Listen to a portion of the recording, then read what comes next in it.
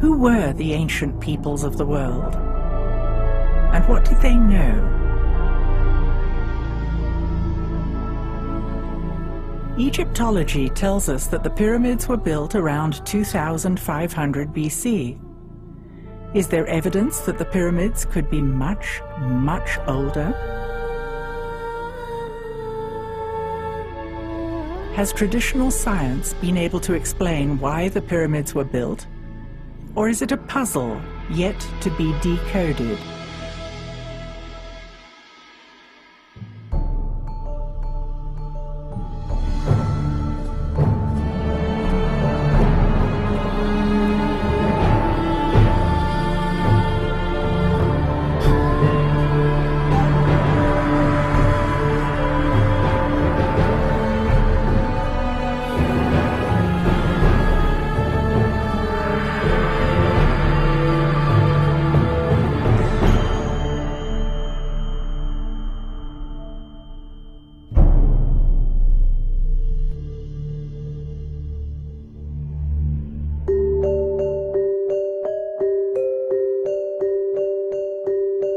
At the geodesic center of the world, at the mouth of the Nile Delta, there are pyramids built by an early civilization clustering at 6 distinct sites. One pyramid is up a mountain. It can be seen from space. Curiously, the inside is open to the air. What was its function?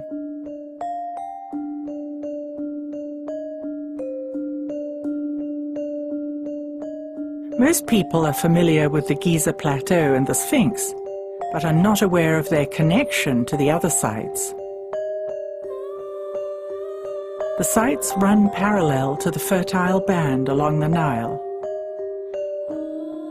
Some sites are unknown, isolated in the middle of the desert. Other sites are known, but are only partially excavated.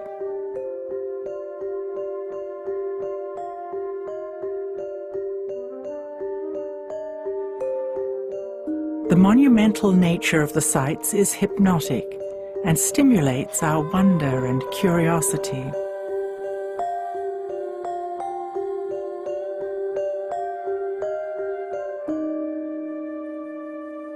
All the sites show evidence of sophisticated engineering, advanced technology, and monumental architecture.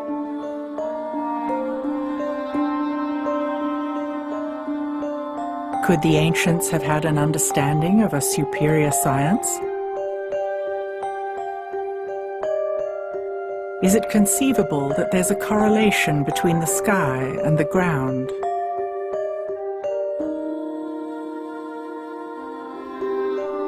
Why do we understand so little about the Egyptians? We are told their technology was primitive, yet the temple walls show the ancients making precise calculations. There is plenty of evidence that paints a fuller picture. Let's go and see for ourselves.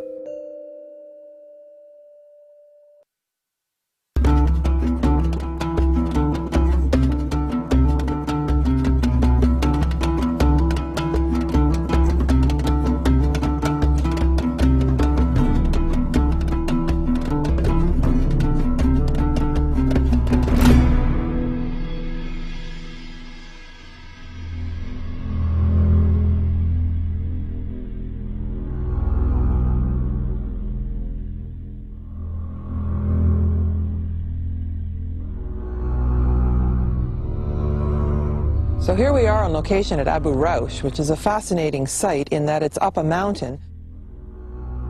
This is a pyramid like no other, open to the air.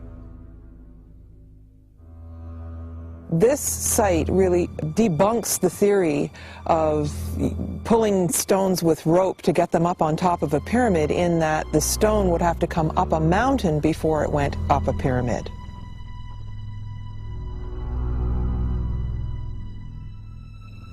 This site is largely isolated and abandoned, and many people don't even know it's here.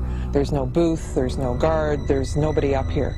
And I think it's meant to be largely forgotten because it really comes head to head with the theory about the way the pyramids were built.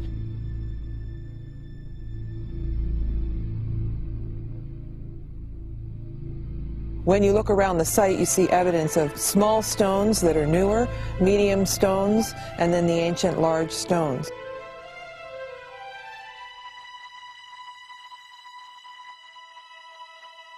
At Abu Raush, we can see evidence of machine tool marks. We know the granite came from distant quarries. The polished, concave slabs of stone could not possibly have been made with chisels. This is not the only example of machine tooling. We're now going to go inside the pyramid. We're walking along this ledge. And what we'll see is there's a passageway here that goes down into the pyramid, even though it's open and exposed. So let's go down.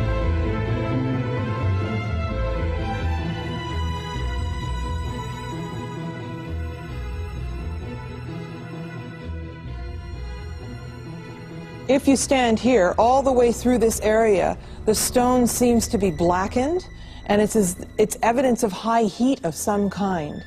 I tend to think this was going on during the ancient times, but it's still very curious. There's a pit here, and the stone's obviously broken, and I think that they were heating something.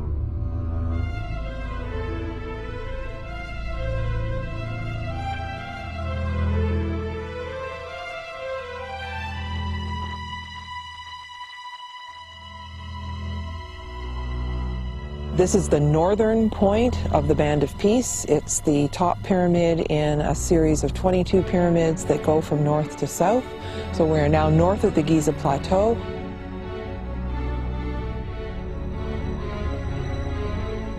As you can see on this map of the Band of Peace, all these sites trace the shape of the River Nile. A new theory suggests that the Nile once flowed right in front of the pyramids, and the causeways of all the sites touched the river itself. Considering that the Nile is the lifeblood of Egypt, just as rivers all around the world are vital to the cultures living by them, it seems obvious that important sacred structures would be built directly on the river, not 8 miles away from it.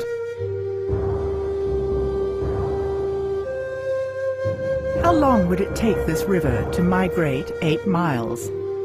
Looking at geological time provides yet another clue to finding out when these magnificent structures may have been built.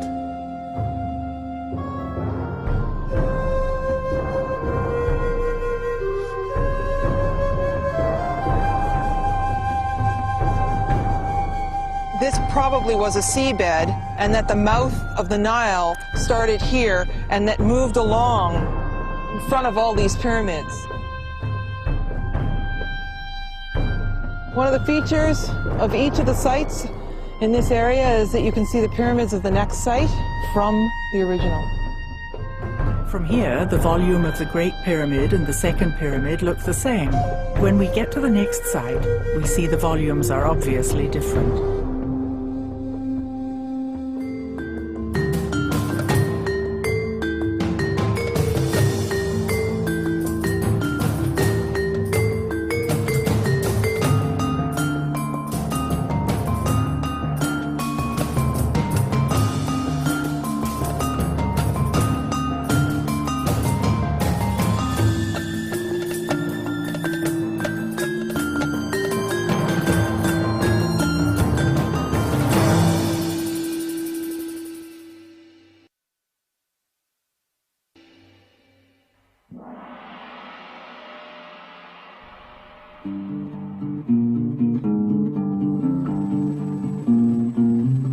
It's hard not to be amazed by the pyramids of the Giza Plateau. The Great Pyramid covers 13 acres. It was constructed of 2.3 million stones weighing up to 200 tons each. must have had a level of engineering science that it was unbelievable. Indeed, they managed to have an order of which they based on this so-called cosmic order, which lasted for 3,000 years. No other civilization has done this. Why is ancient Egypt still so mysterious to us? Are we looking in the wrong place? Or are we looking in the wrong way? We look at everything through our sociocultural context, and so it's very difficult for us to look through that and see another possibility for how life could have been. And we also have to be willing to depart from our own traditional ways of looking at things. That's what's really stopping us from understanding the ancients. We may need to reconsider what we've been told and what we think we've seen.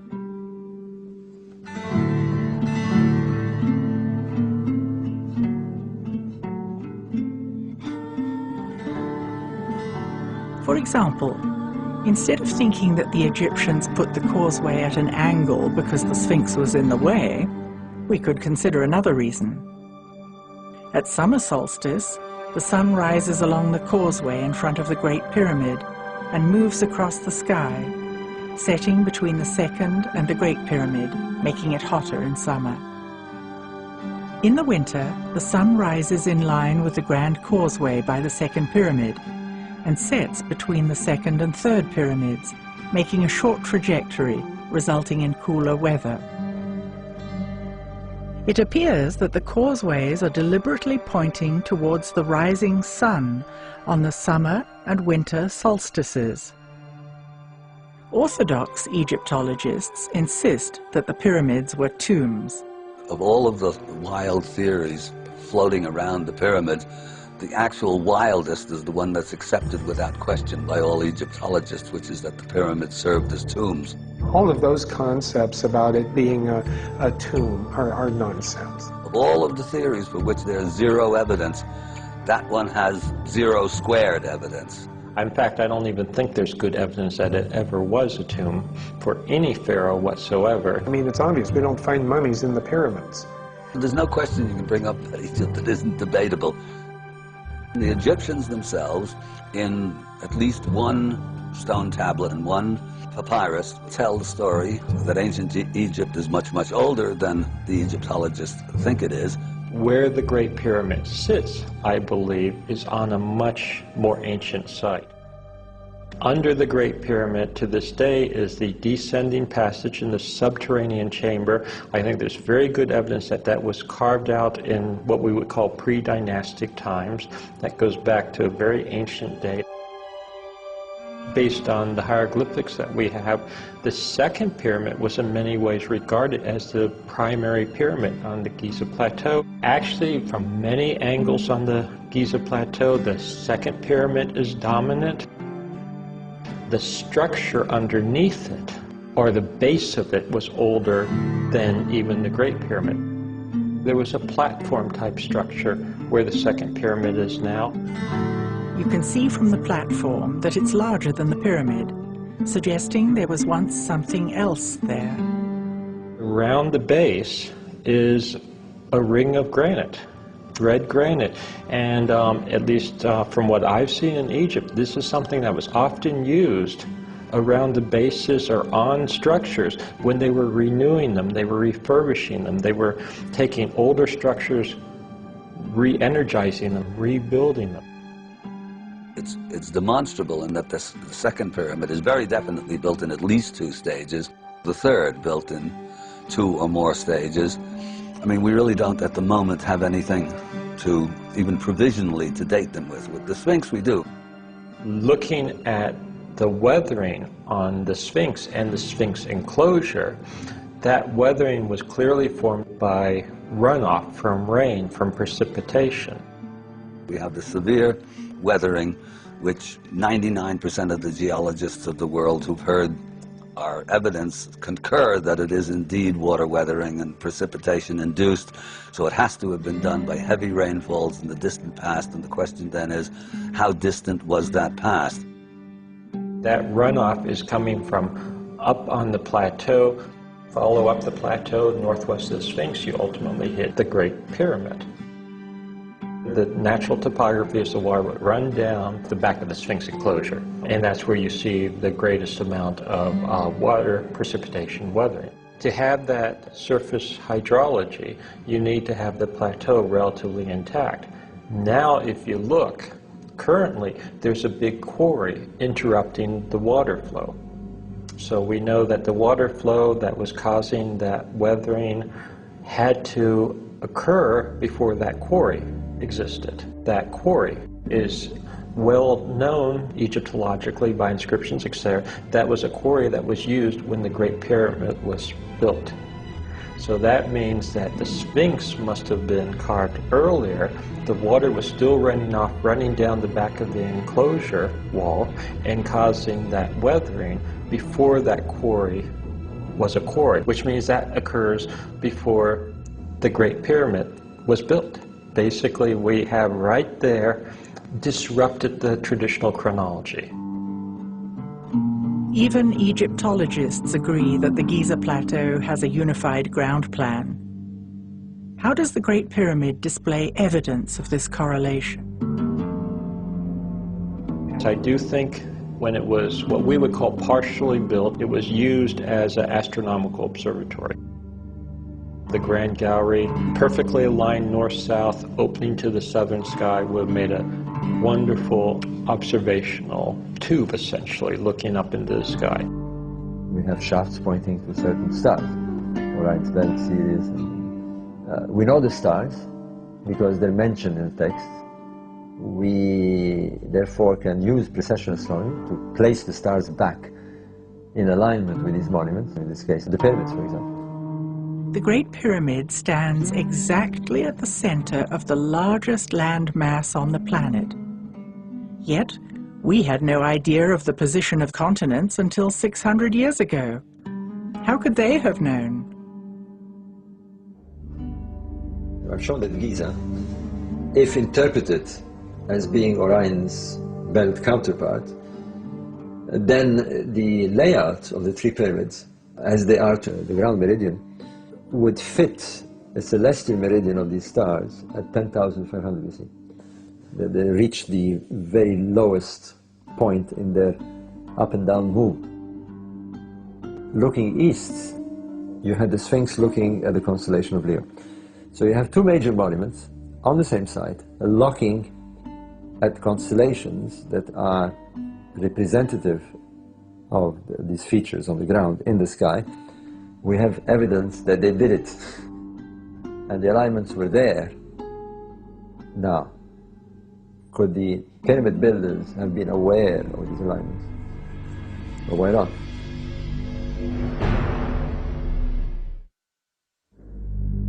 With this evidence, it would seem that it's time to rethink what we've been told.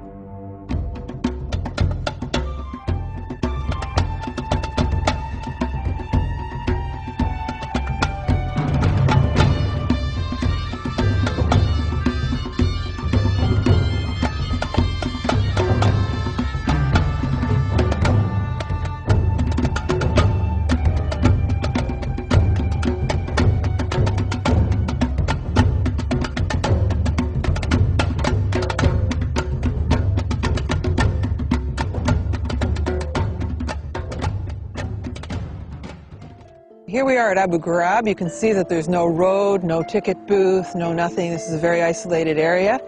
And we're going to walk through a mango grove.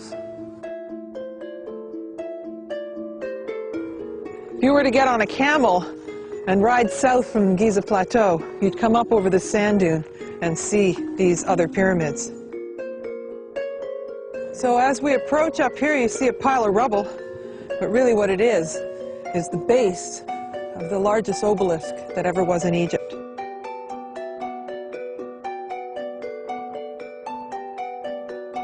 Well, here we come up to the platform of the crystal altar.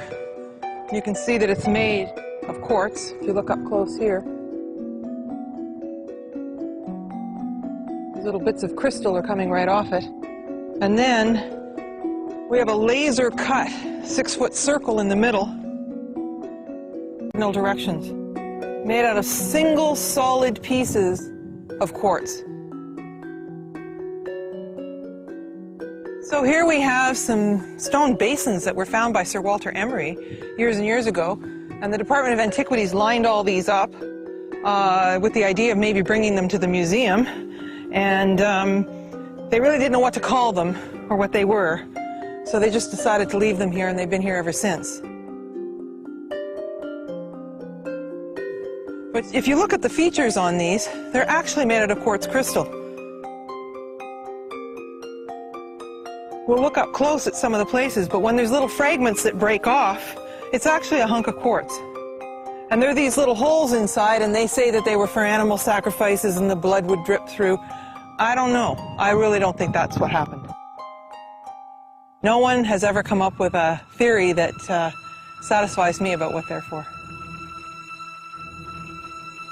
Is there anyone who knows more about this area?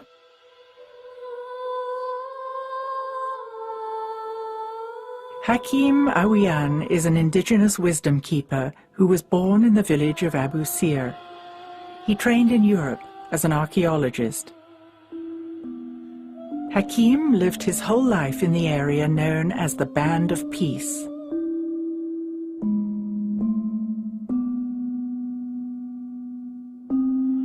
The Giza Plateau was his front yard. 1936-37, the Sphinx then was covered with sand up to the neck, and there was my playing yard. There are tunnels. I used to walk in these tunnels. In water, I used to crawl sometime because it's narrow. At Abu Jarab, we have a crystal altar, a round disc in the middle of 4, a symbol of Hotep, and the word Hotep means peace and food. This round disc, it's a lid on a shaft about 180 feet deep to the level of the ocean. And that is still running water in there, and you can feel it while you're in the area. These instruments were not found in a line like you see today, it's 9 of them, but they found around the area. And there is still some more to be found. And then we have oldest obelisk located in Egypt. Next to that altar, what's left of the what you call hieroglyph writing, that is Sufi writing. It has the obelisk and the disc of the sun and words saying the heart of the sun. Ibra.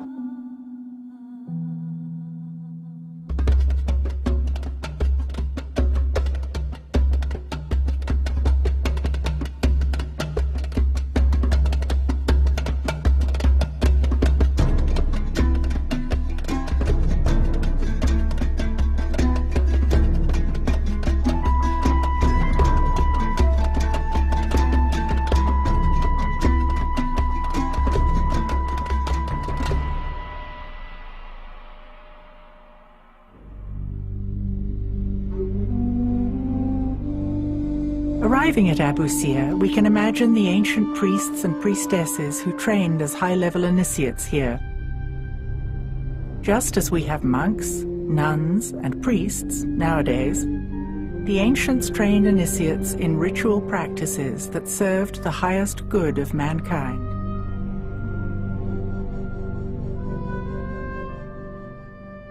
Here we are at Abu Sir, and it's very obvious. You can see the old riverbed. You can see the pyramids of Saqqara and the pyramids of Giza from here. But more importantly, you can see the old causeway, and you can imagine that boats used to come along the river, and then the high-level initiates would just step off the boat and walk up the grand causeway and through the pillars into the temple, which is in front of the main pyramid. Spiritual connections would nourish the initiates, instilling a sense of peace and purpose. These elegant columns are carved from solid granite. There's something about these black floors that you just imagine them being polished, and the beauty in here. Similarly, you can see a beautiful black floor in the temple to the east of the Great Pyramid. The rituals of ancient Egyptians were dictated by the stars. For example, the ancients tracked the movement of the most prominent star in the night sky, Sirius. Through watching night after night, season after season, they realized that this star would drop below the horizon and remain out of sight for 70 days each year. Its return was awaited with anticipation because it coincided with the flooding of the Nile. Now, what happens during those 70 days? Well, if you observe the sky, you will notice that the sun reaches a certain point in its apparent cycle along the zodiac. It's somewhere above Orion at the beginning of the 70 days. And it drifts approximately a degree every day towards the constellation of Leo. So the 70 days are bracketed by Leo and a point somewhere above Orion. That point is where the Pleiades are. In the sky it's very clear. I mean, we know what happens during the 70 days. Now, assuming on the ground that the three stars are represented by the three pyramids of Giza, and that the temple of Heliopolis represents the constellation of Leo, then you have another feature. You have the Nile that separates them both. Similarly in the sky, the sun at the beginning of these 70 days is about to cross the Milky Way and head towards Leo. So if you take the three stars of Orion's belt as being the three pyramids, then you have a scale. You know their distance, and therefore you know the stellar scale that you're talking about. And if you use that scale, you work on the same scale, then the position of Abu Sir fits the Pleiades.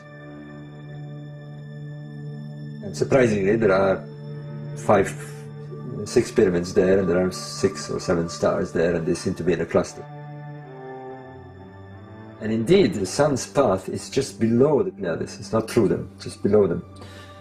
And odd enough, we find the sun temples just below the Abu Sir pyramids. So we've got sun temple to sun temple. I now call it sun stations. It looks like these were the stations that on the ground the solar king performed these 70 days rituals. A bit like the stations of the cross.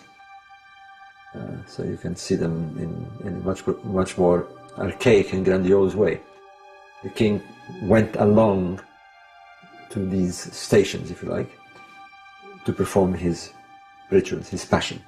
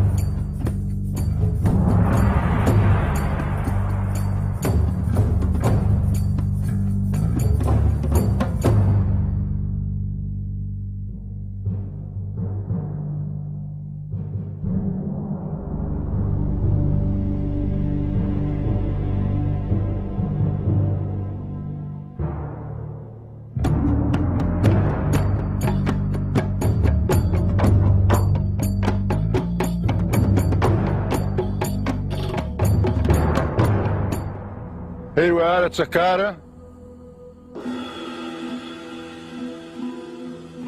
This is the famous Step Pyramid of Djoser. Djoser is a title to the king of the third dynasty, 2900 BC, roughly, said the books. The Step Pyramid is located in a big courtyard, much older than the pyramid itself. And you can compare yourself with the same eye. You look at the pyramid and you look at the wall, you can see the difference.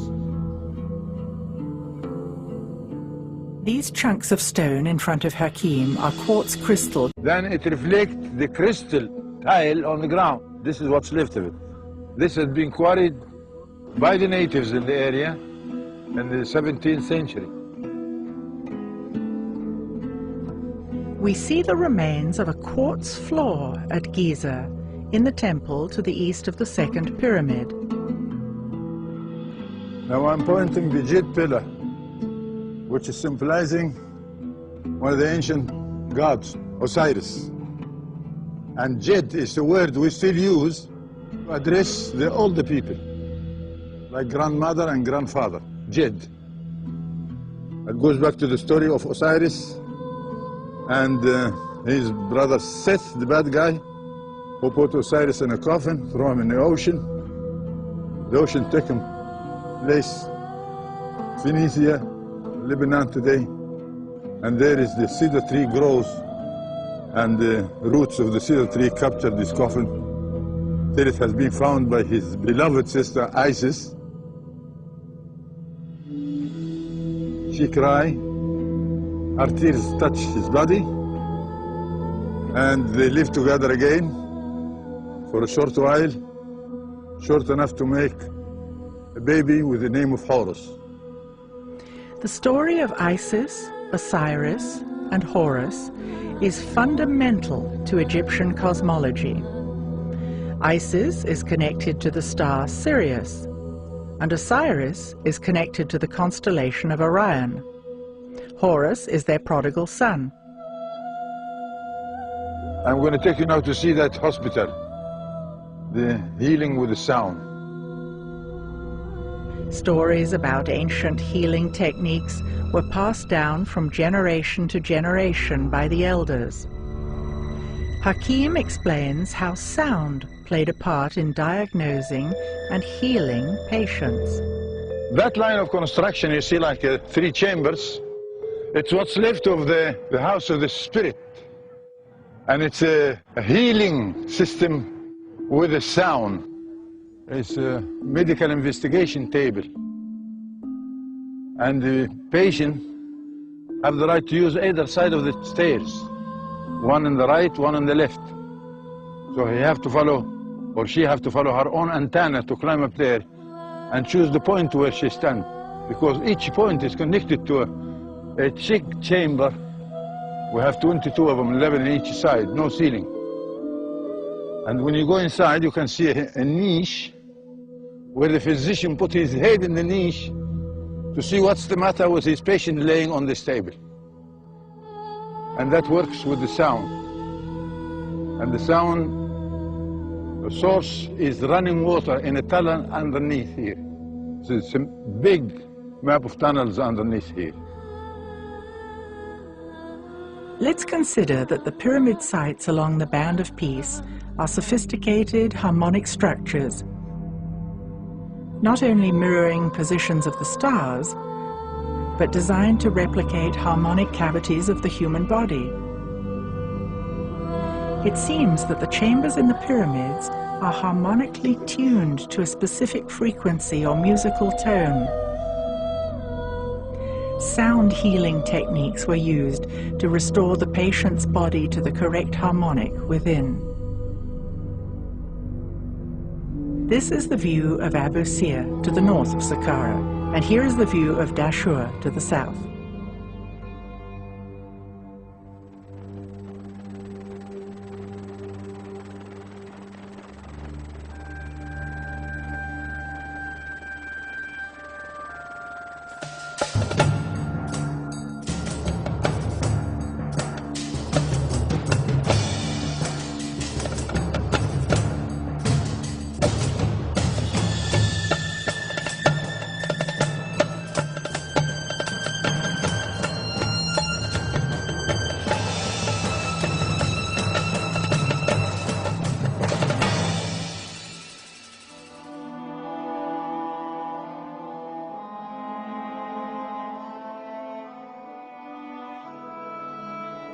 Here we are on location at the Bent Pyramid.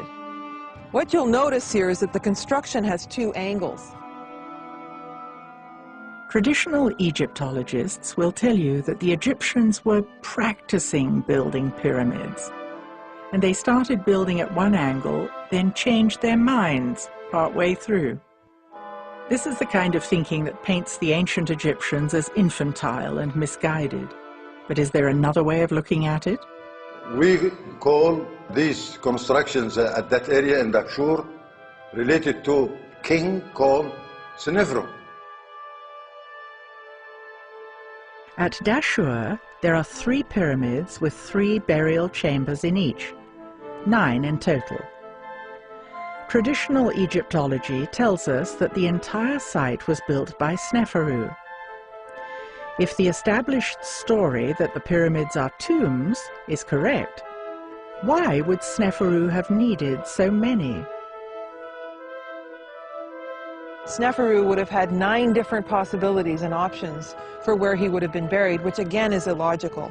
So this comes back to the fact that understanding the Egyptians in terms of traditional Egyptology means that they were misguided and illogical.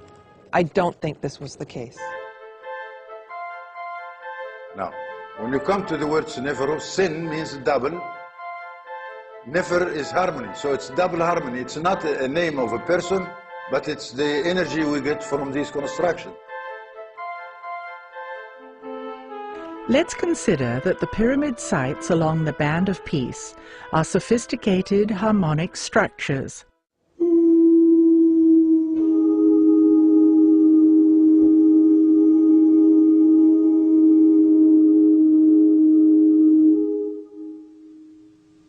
It seems that the chambers in the pyramids were harmonically tuned to different frequencies or musical tones. The Bent pyramid, it has 2 chambers for 2 different sounds. Each chamber in each pyramid, then, could be exemplifying sound technology with distinct tones, creating huge fields of harmonic resonance.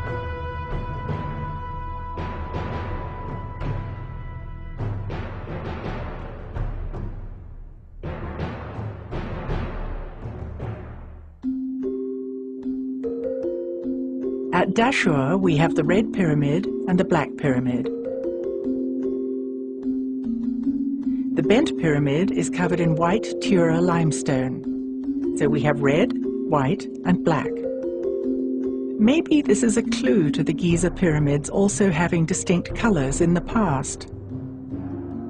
It would seem that the Great Pyramid would have been shimmering white with its casing stones. The second pyramid still glimmers red. And the third pyramid has the remnants of black stones.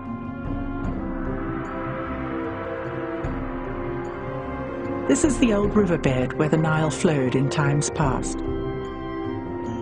Here is the Black Pyramid. Egyptologists say the pyramid builders were experimenting and they miscalculated, so the pyramid broke apart. Could there be a different explanation?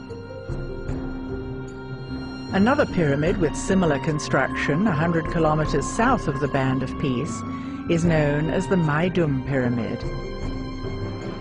Today, when you walk around Maidum Pyramid, you'll find out that on the ground is a coat of black color flint. And the evidence is this. When you pick up one of these flints, you see it's black at the top and the bottom is a different color. And there is a catastrophe happening over there. I want you to look at the ground. You can see a coat of smoke affect the flints on the ground. Maidum is not the only place that looks as though there was an explosion. Look at this giant crack in the solid stone of the Red Pyramid. It would have taken a huge force to crack the solid rock. There is a crack in the subterranean chamber in the Great Pyramid. And there is another one in the Grand Gallery. There are weird chemical burns in the Red Pyramid. What could have caused these? Old photos of the King's Chamber in the Great Pyramid show the stone as black. The room was cleaned and restored, and now we can see the walls are pink granite. The granite sarcophagus has a broken corner, and the wall next to it has a giant crack. The granite sarcophagus has a broken corner, and the wall next to it has a giant crack. What kind of force could have caused this? Is the Department of Antiquities erasing evidence under the guise of restoration? Where did we get the history of Egypt? Herodotus was a Greek historian in the 5th century BC. He wrote from his perspective with help from local people, and we have been repeating it ever since. It's a fake story. I want you to know yourself, to wake up, to wake the senses and look carefully what you are looking at. What have you seen of the pyramids today? That's what's left of it. Being abused. People quarry stones from there. Anybody can go and pick up stones and to build a church, mosque, house, palace. It's not taken good care of by our Minister of Culture and Antiquities Department. I have to say this. The story leaves many questions unanswered.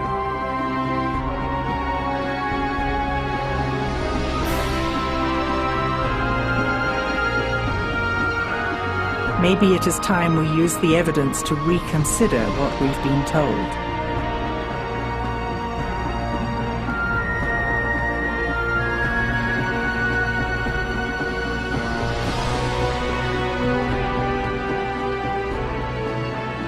We need to look with fresh eyes and use a different time frame to reconstruct the story of ancient Egypt.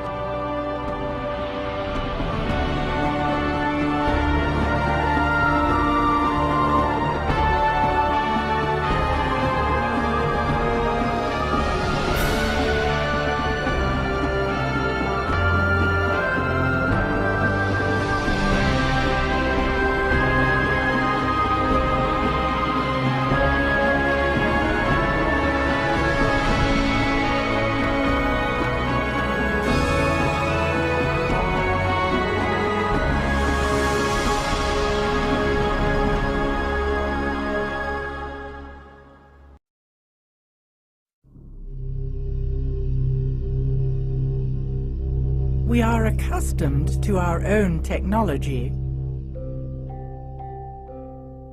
and find it difficult to recognize that the ancients may have had sophisticated technology of their own.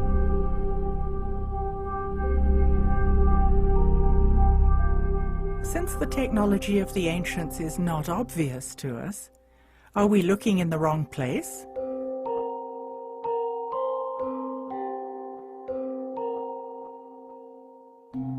Could it be they had power systems, but they were entirely different from ours today?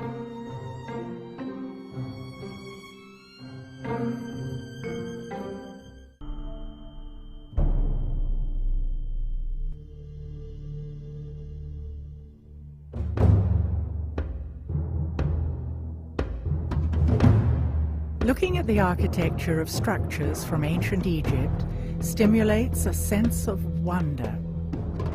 Clearly, Egyptian monuments rival the grandeur of our most modern buildings today. Yet we are taught to believe that we are the ones with knowledge of high technology, something the ancients could not possibly have had. As long as we think that the ancients weren't able to use high technology, then we're not looking for it. And yet, the evidence is right in front of our eyes. We find megalithic sites everywhere around the world. So there's certain things in common that they all seem to know, and we don't know it. Yeah, a lot of people are trying to figure out why mankind built these structures out of these huge megalithic stones. We don't even know how to move 200, 300-ton stones very well today, let alone 4,000 or 5,000 years ago. It started looking at megalithic structures from an electromagnetic point of view. And sure enough, I began to find that there were these energies there present in measurable forces.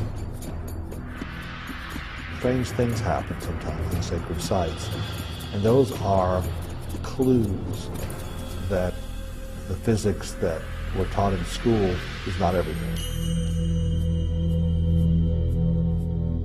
For thousands of years, the pyramids and the Sphinx stood as sentinels on the open desert. Yet, in recent years, a 20-mile wall, 14 feet high, was installed around the enormous site of the Giza Plateau.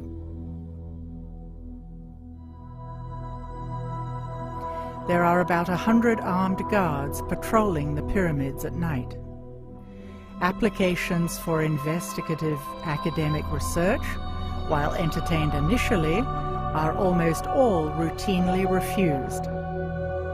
Unlike in times past, tourists are now being restricted from taking photographs in the Egyptian Museum. The monuments of Egypt are World Heritage Sites.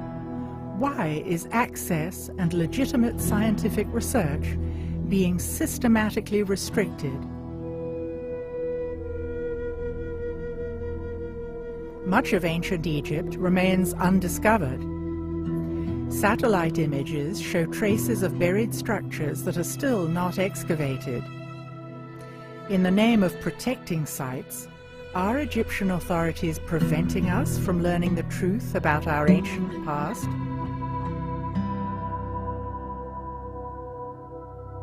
Despite strict regulations on what kind of research is allowed, there is still an extraordinary amount of evidence that shows that the ancient Egyptians had knowledge that has been lost. We don't have the technology to build the pyramids now. Not even close. We're not the most evolved we've ever been. And that is one of the blinders that has stopped us from imagining that the ancients could have been far smarter than us. Hakim Awian was raised by indigenous elders who lived in the area of the Band of Peace. Having preserved the ancient Suf language, stories were passed down generation after generation.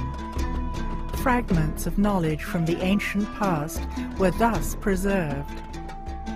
If my colleague, the scholar, who learned to say that the Egyptians have a piece of rope, put it around a block of stone, at least 60-ton weight, and pull and pushed by animals and run on wooden blocks. This is what the scholars are saying.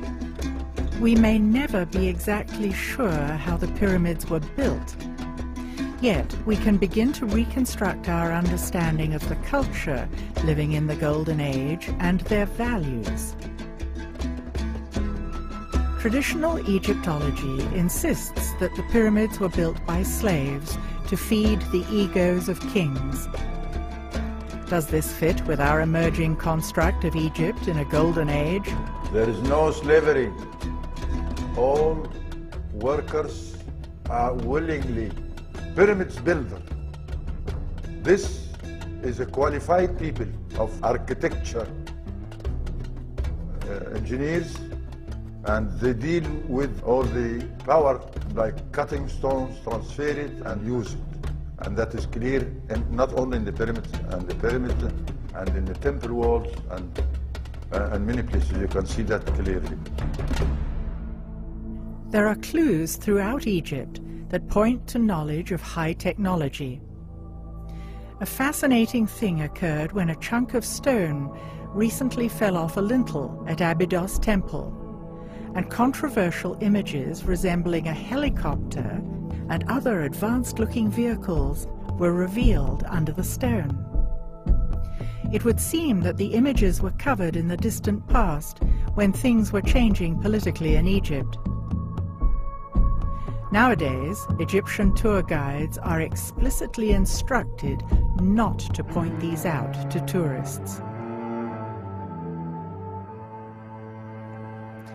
The Egyptological explanation is that it is multiple hieroglyphs overlapping from distant kings' inscriptions.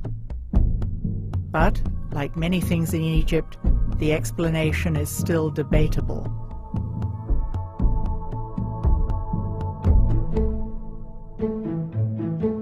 Another controversial object that Egyptologists merely deem impossible is the artifact commonly known as the Baghdad Battery, that generates a mild electrical charge. Similar ancient artifacts that match these objects have been found in Egypt. We can't say for certain, but it would appear that the Egyptians documented the existence of these artifacts as well. Recreations of these objects have been made and have successfully created electric current. Also noteworthy are strange representations of objects that resemble light bulbs, found in the crypts at Dendera. There was no natural light inside these underground crypts, but we see no soot from torches or oil lamps, the only lights we know the ancients used. Could the ancient Egyptians have had their own source of electrical power? If nothing else, the ancients had to cut, move, and lift massive stone blocks that would challenge our engineers today. What was their secret? We automatically assume that ancient structures are for ceremonial and religious purposes. Maybe the pyramids served a completely different function than previously imagined. There's been lots of speculation about what the pyramids were actually built for. The most accepted notion is that they were tombs.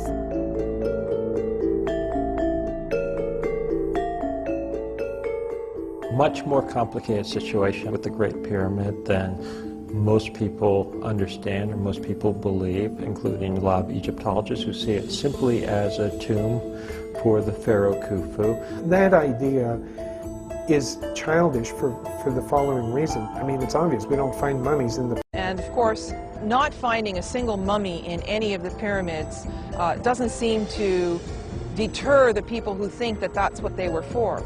Yes, there's something that's sometimes referred to as a stone sarcophagus or coffer in it, a beautiful granite structure, but that doesn't prove definitively in my mind that it was ever actually used for a tomb. It may have been used for many other purposes.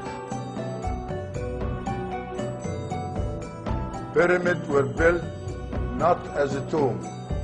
There are some pyramids built in a different construction, like the one in Saqqara, State Pyramid, that is tomb.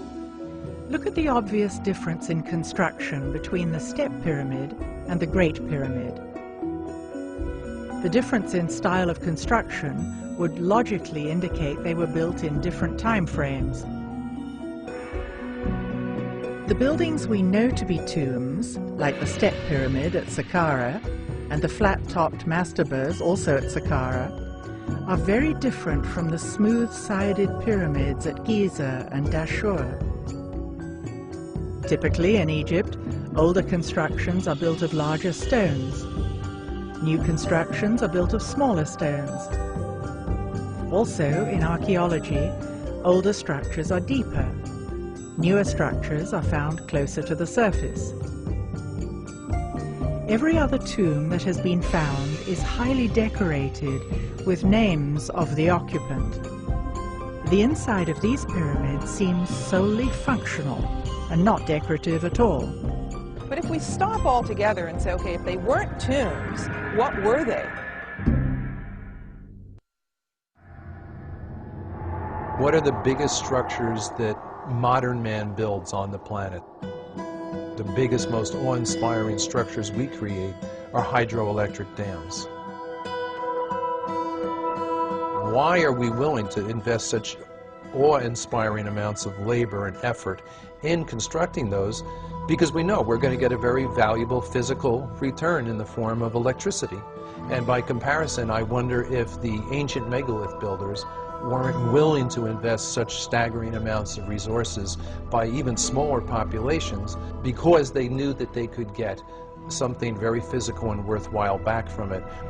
People are fascinated by Egyptian monuments, and some report the energy is palpable at these sites.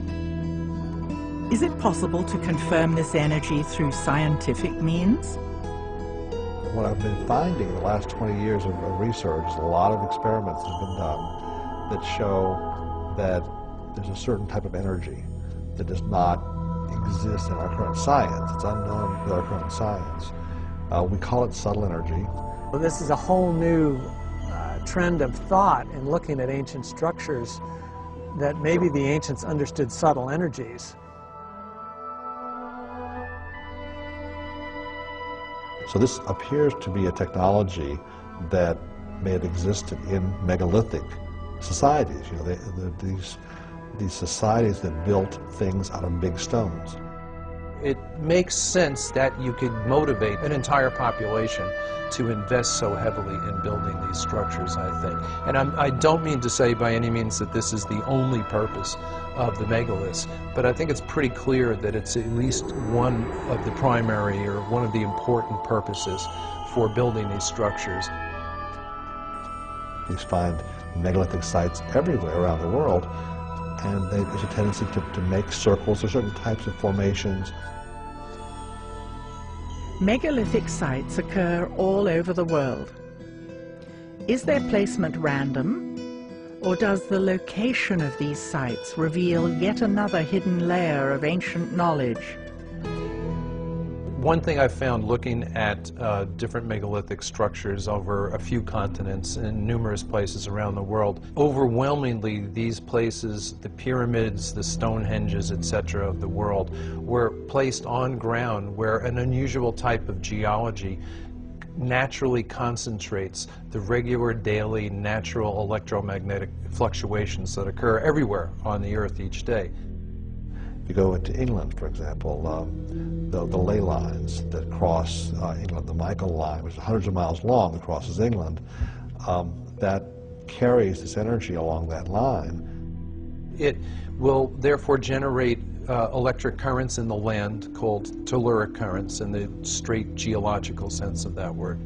And those occur everywhere on the planet. We know that this ley energy, this subtle energy, passes along these lines. There are certain special types of geology that will magnify those several-fold. And that's where we found the megalith builders preferred to put their monuments. And typically where lines cross, where you have more than one line intersecting, temples were often built.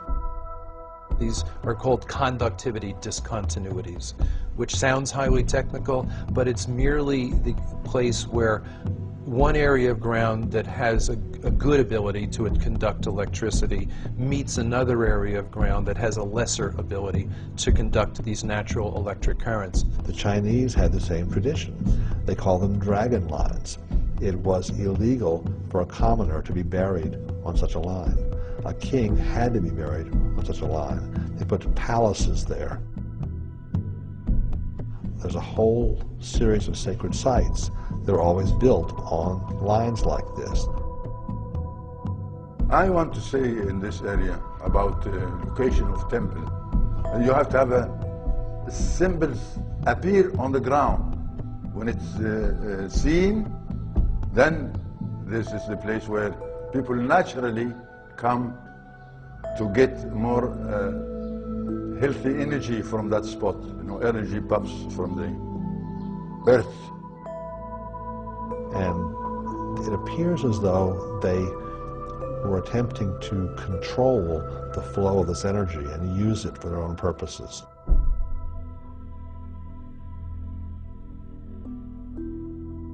The key hours, unfortunately, are the pre-dawn hours. If you really want to study this, you've got to get up at 3 and get out there very fast.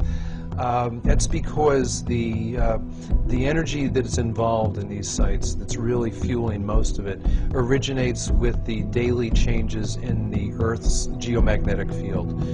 It's strongest during the day, weakest at night. And in the hours leading up to dawn, the weaker field lines now come roaring back to closer to full strength very quick. It's the most dramatic time in terms of change of magnetic strength per hour. It's the most dramatic time of the day. And wherever you have a changing magnetic field occurring, you are generating electric current in anything present that will conduct electricity.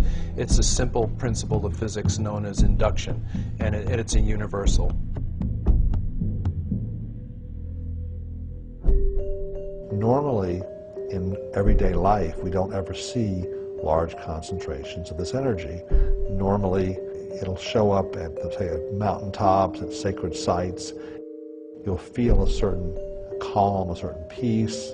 Sometimes people in those places report mystical experiences. They'll see into some other dimension, okay? They'll see into some other time. The Chinese have known about this for a long time, and they call it qi. The Hindus, in their ancient texts, call it prana, and the yogis, that maintain a very ancient tradition, use it. It affects a variety of different processes. Electricity and magnetism has a strong effect on that. So it modifies all the other laws of physics.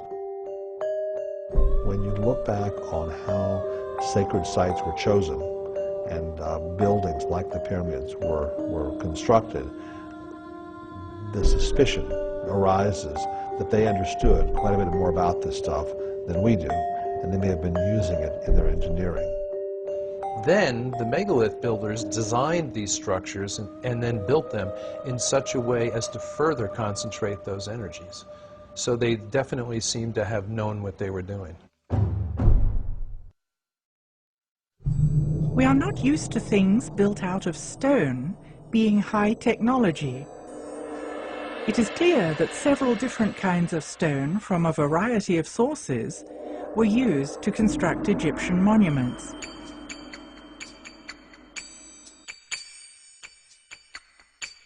Did the distinct qualities of the stones serve a special purpose? What I do find fascinating is that the core of the pyramids, at least at Giza, are made out of one type of limestone. Now, it is the limestone that was closest, but it also happens to be the type that's called dolomite because it's got a high magnesium content. And the whiter Tura limestone, which, granted, it's whiter and it's prettier and all that, but it also has almost zero magnesium content. And therefore it's a much poorer conductor of electricity. It's closer to a pure calcium carbonate, which is what all limestone is. And pure calcium carbonate conducts electricity much more poorly than dolomite does. It's interesting to me that those outer stones were the ones that they cut so precisely that all these thousands of years later you still can't get a razor blade between them. Because basically what we've got here is we've got a situation with a highly electrically conductive core of those pyramids wrapped in what is effectively a very effective insulator. Why the granite in the passageways, you know? And so, of course, I'm thinking from an electrical point of view and a physical point of view. Is there anything special about granite? And yeah, there is. Granite is slightly radioactive, and it will ionize or electrify the air. Releases radon gas, which is radioactive. Granite is a transmission stone. It's not dead stone, it's alive. So you have these sealed shafts with granite linings, and I wonder if it wasn't designed to keep an electrical charge present in those shafts. They were built exactly like, if you will, an insulated wire, only more so because you've got all the charge in the ground that's spread across the base, concentrated all the way up into this tiny spot at the top.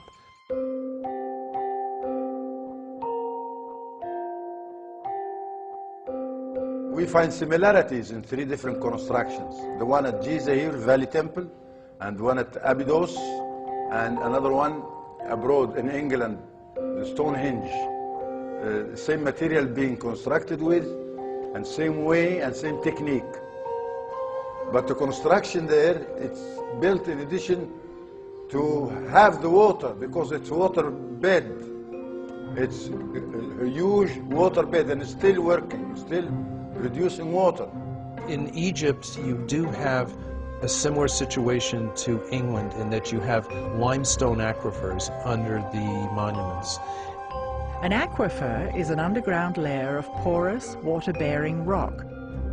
Water flows through the aquifers as rainfall, Or when rivers and lakes flood, the water drains into them. And movement of water through limestone or chalk aquifers is known to produce electrical charge by two different processes that are self-reinforcing. And I've personally measured this for a week at a stretch at Silbury Hill in England, for example. Before and after thunderstorms, as the water is sinking into the ground, we measured the increase in ground current, the change in the magnetic field as that happened, etc. And in Egypt, you had the Nile crashing, dropping every year and then flooding again. And that movement of water up and down through the layers of limestone would generate electrical charge. Flowing water generates at least a mild electrical charge, which means it generates an electric current, which means it generates a magnetic field as well. So if you were looking to give an electrical charge, a little boost to, say, a mound or something like that, it makes a lot of sense to have it at a minimum running water. And in fact, at Tiwanaku on the south shore of Lake Titicaca, their biggest monument, the Akapana Pyramid, was terraced in such a way as to have the water come down in waterfalls that alternated outside the pyramid, inside the pyramid. But that kind of falling water generates enough electric charge that one of the common school physics experiments is you can, in your own sink at home, if you can divide the stream of water coming out of your faucet into two separate streams, you can take a little LED indicator light and put it between the streams, and it'll generate enough electricity that maybe every 20 seconds or so the light bulb will come on. And then the question is, did some of those layers of limestone run up the Giza Plateau? And they did, and they did, come up to the surface underneath where some of the pyramids are located.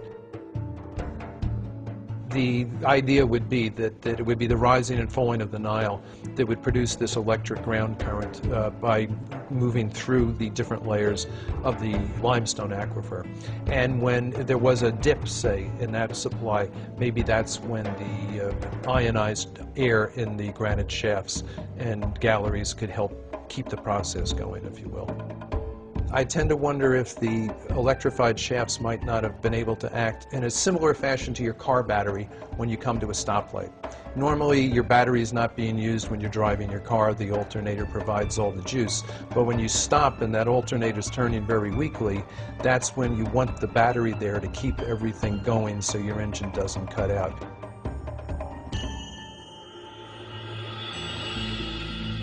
So you've got this concentration of negative charge from the ground at the peak of the pyramid or mound, and a concentration of positive charge above it. And if those two become strong enough, you can start to get brush discharge, which would mean it would glow, like ball lightning, for example. It's a theory. Why in the Great Pyramid is there no frescoes, there's nothing, no decorations at all? Now, some people have proposed the idea that the pyramids are actually energy machines. And so I liken this to the fact, like, you wouldn't put a decoration inside your oven. I was talking with a woman who had spent some time in the Great Pyramid, and her comment was, it felt like I was in a machine. She said it was not like this, oh, it's a wonderful shrine. She said it felt very functional. In fact, she made a comment that I actually think is probably right on. She said, I felt as if I wouldn't have wanted to be in here when it was running.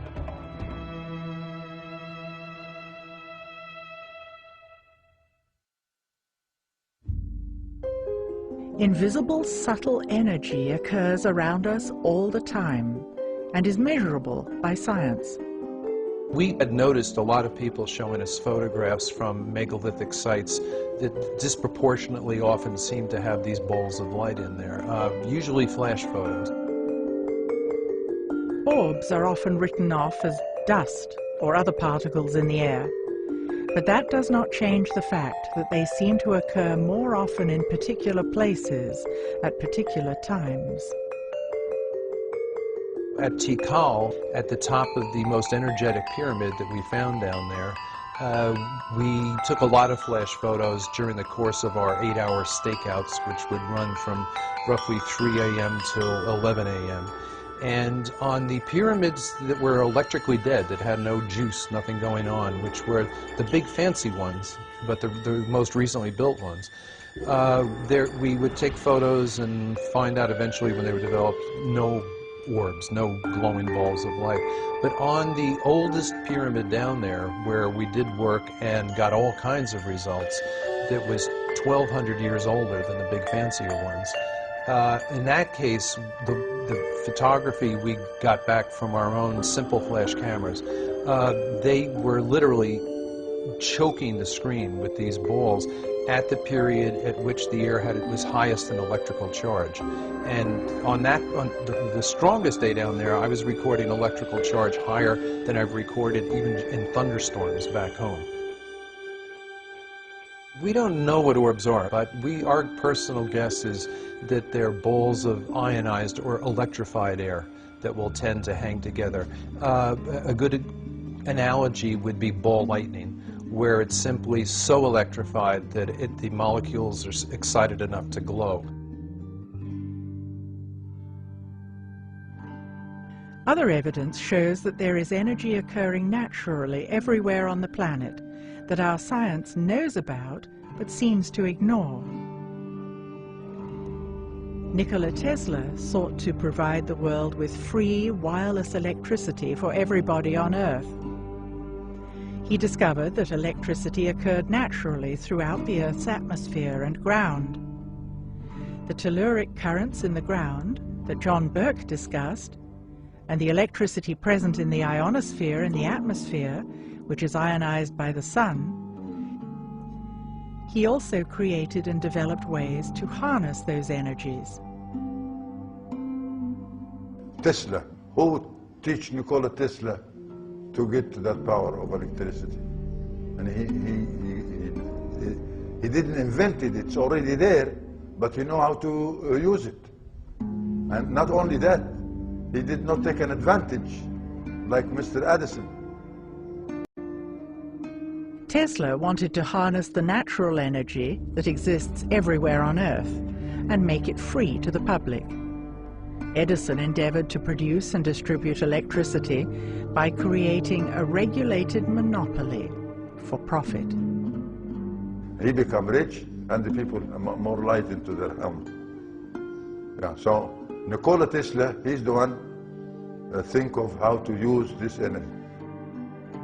Between 1901 and 1917, the Tesla Tower was built on Long Island as a wireless broadcasting system for telephone and electrical signals. Interestingly, it was constructed on an aquifer with descending passageways and tunnels beneath it. At the time, few understood how it worked. Tesla's funding was ultimately dropped by J.P. Morgan because Tesla wanted the wireless electricity to be free, and therefore J.P. Morgan couldn't make a profit. So even though Tesla's genius was seen by many, he was still driven into obscurity. The energy to create free wireless energy has always existed on our planet, and still exists today. And it's not the only energy on our planet, there's plenty. The rivers are flow by energy, tsunami is energy, frequencies are energy. If we have the electricity now, it's based on explosion energy. Now, the sound energy based on a technology different from the explosion energy, and it's known as implosion energy. This energy was not the kind of energy that we have that pollutes. It was a completely passive energy that had no byproducts. The energy we use today is generated by combustion and is non-renewable. It is called explosion energy and leaves exhaust and pollution. Our system all over the planet today is based on the explosion energy. That's why the petrol is too expensive. In contrast, implosion energy, like solar panels and wind power, is clean and renewable. we are beginning to realize that we need sustainable energy. Implosion energy, very simple. All what you need is the beam of the sun on a running water. Not just running in a straight line, but in a zigzag. And that's, you find all the tunnels are in a zigzag form for such a purpose. In addition to the limestone aquifers underneath the pyramids, there is evidence of a network of man-made tunnels. As a boy, when I'm living in my house, which is a few hundred yards away from the nose of what we call the Sphinx Tefnuti, this was my playing yard, and I know tunnels. I walked in these tunnels, I swim in these tunnels, I crawl in these tunnels, and I know that this is one way of creating energy.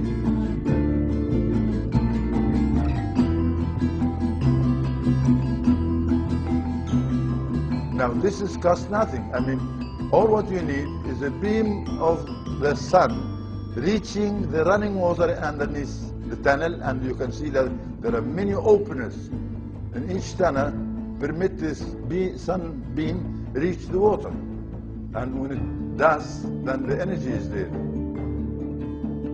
Energy is not just to run your car, or it's run the people, feed the people.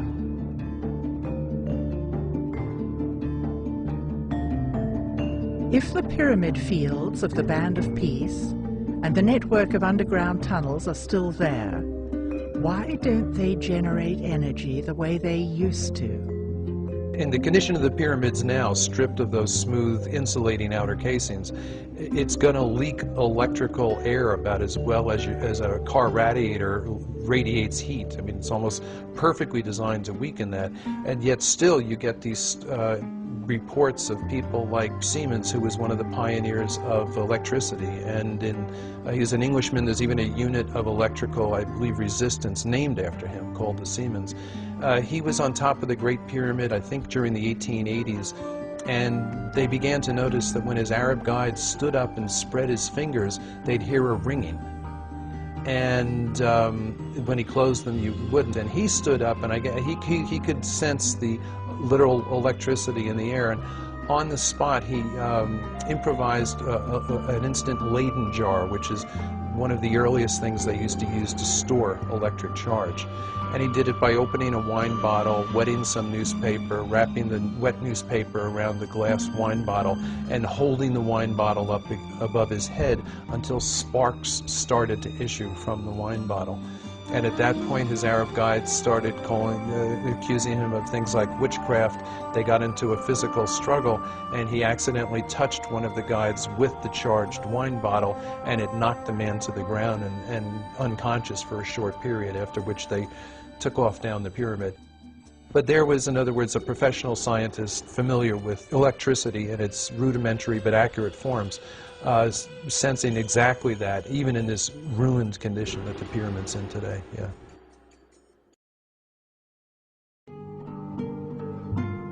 If you come to the Egyptian Museum, there is an item over there known as the schist disc, found by Dr. Walter Emery, and he said, or he thinks that it could be a vase for a lotus flower. No. The schist disc was found at Saqqara in a burial chamber that no one is allowed to visit. Other goods found in the chamber were simple ropes, pottery, and grains. The disc shows clear evidence of sophisticated technology in the way it was built, and it seems out of context with the rest of the grave goods. Is this the original context for this artifact? Or is it possible that it has had a long journey over the last several millennia, and this just happened to be its final resting place? Look at this hollow stone tube. It looks as though the schist disc could fit over it. It would take sophisticated instruments to shape the tube so precisely. How did they do it? To cut the stone. This is by a sonic cut with no metal instruments like bronze chisel or this. No, it's another stone. And this other stone, it's the hardest stone you can find, which is the diamond. There are pieces of stone lying around that show concave shapes that actually have the machine tooling marks on it. The evidence of the high technology is right in front of us. Look again at these quartz objects. Aside from their unique and amazing shapes, could they have had another purpose? Today, quartz crystal is used as the basis of all kinds of modern technology. It is most commonly used in crystal oscillators. Technology uses oscillating frequencies from tiny quartz crystals that vibrate at certain speeds, with a signature vibration for each device. AM/FM radios, CDs and DVDs, computer processors and Ethernet rely on quartz crystals. Could it be that the ancients were tapping into this technology and using it on a much larger scale, in a way we can only begin to imagine? Of course, we can't say for certain, but based on what we've seen, we can theorize. Energy can be created and manipulated in many ways. It is the lifeblood of a civilization, and therefore an important resource. In Egypt, there are 67 constructions all along the Nile like sails. And for those who has the eye, they can tell from the shape of that construction. The straight form of angles, that is a pyramid or a construction for energy, a plant for energy. That's what we have. A theory that's always struck me, that they were intended actually to somehow or another spiritualize a whole civilization. In other words, to provide a widespread, high level of energy that people needed because a descending age was upon them. And I believe what the pyramid and other certain other structures were constructed for was to basically act as a kind of the equivalent of a street light. You know, if you're in a neighborhood that's maybe not the nicest neighborhood, and it gets dark at night, you like to have bright lights go on. And that's effectively what the Great Pyramid was. Now, these were not lights that illuminated it so that people could see where they were going. It was basically a device, a generator for, if you will, broadcasting and transmitting throughout the planetary structure a type of field which uplifted the entire humanity. And maybe those pyramids were built in some sense or another to stay the decline.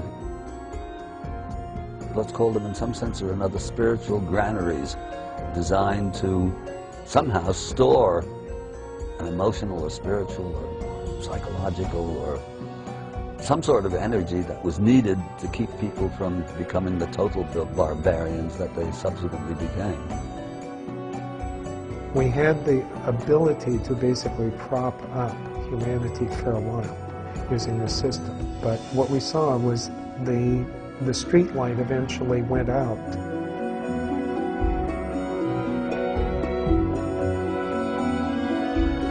The original knowledge got lost, and the later builders were building them out of ego. They were monuments to the king, if you will, but they were no longer engines that could help feed their people. Catastrophes around the world damaged, or if you will, decommissioned some of these sites. So some of them went offline, just like a power plant going offline. I tend to wonder if the few people who knew the secrets to the energy connection with those pyramids didn't die off. If it was a thin chain of, for example, a shaman to his apprentice, and if the wrong people get killed at the right time, that chain is broken, that knowledge gets lost.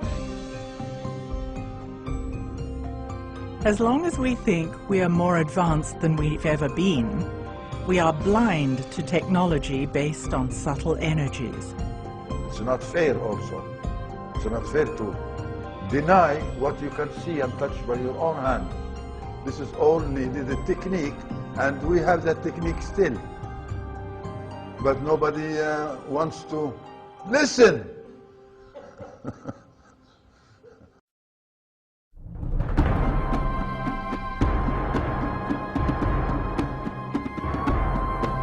Why were the ancients so interested in the motion of the stars? Why was cosmology sacred to the ancients? Pondering the history of ancient Egypt, we typically think of the mysteries of the pyramids and the grandeur of the temples. But where did it all start? Do we know how long ago the ancients began tracking the stars?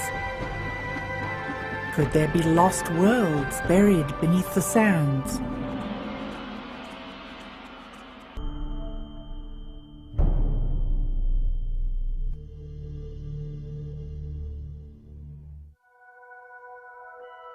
Cosmology is the study of the universe in its totality. We think of cosmology as science, whereas the Egyptians considered it sacred. There's one thing we know about ancient Egypt for certainty, is that they observed the star Sirius. And we are sure when they speak of that star. Everything that comes out of the ancient world has to have a spiritual and metaphysical base. The ancients, and the ancient Egyptians in particular, but probably ancient civilizations more generally, saw themselves, humanity, us, as tied in with the bigger environment, the cosmos, the bigger picture. They built monuments and they aligned them. But what for? And do their belief systems have validity today? If we want to decode Egyptian symbolism, we should look for clues in the ancient language that Hakim learned as a child from his elders, living along the Band of Peace. Looking at the many images left by the Egyptians, we have assumed that they were obsessed with death. Turning to the ancient Suf language, however, we learn that they didn't even have a word for death. They called it westing. We have no word death in our culture. No word death. And to express this operation of death, we say westing. Going towards west, like the sun rises from the east, and westing. So there is no word death here. We believe in resurrection. If the sun sets in the west, the resurrection happens in the next day when the sun rises in the next day. So the deceased believe that it's just like the sun. The Egyptians obviously had a very different worldview from ours today. They believed in the afterlife and the soul's immortality. Was it possible at all that they had found some sort of science of immortality, for example, we call it? As crazy as it may seem, they seem to be very, very convinced that they knew how to send the king to his cosmic world. Those stellar gods, of whom the king believed that he himself would become one stellar god after his death, constructed monuments and performed rituals that mimic the events that they saw in the sky. It sounds against all the tenets of our scientific beliefs, but we have to see why they were so convinced. The ancient Egyptians perceived the land as a cosmic environment, that it followed the activities of the sky because they believed them to be running in parallel. And they had reasons to believe that. One of the main reasons was the cycles of the Nile. The Nile was the lifeblood of Egypt, and it performed a cycle which followed the cycle of the sun and the stars. It's not surprising at all that they associated the reappearance of the stars with the rebirth of the Nile. Essentially, the star religion, if you like, boiled down to one important aspect, that it somehow could help the king become a spiritual being and return to the cosmic world in a specific place with Orion and so forth. How they thought they were going to do it is by looking very, very carefully at what happened to the stars. And the stars perform an annual cycle, but those of Sirius and Orion give us a curious cycle in that they disappear, or they appear to disappear. But if you watch a star over the course of the year, you'll find that there comes a time when it is very low in the west at time of sunset. So the sun sets, and as it gets dark, the star appears just for a few seconds over the west.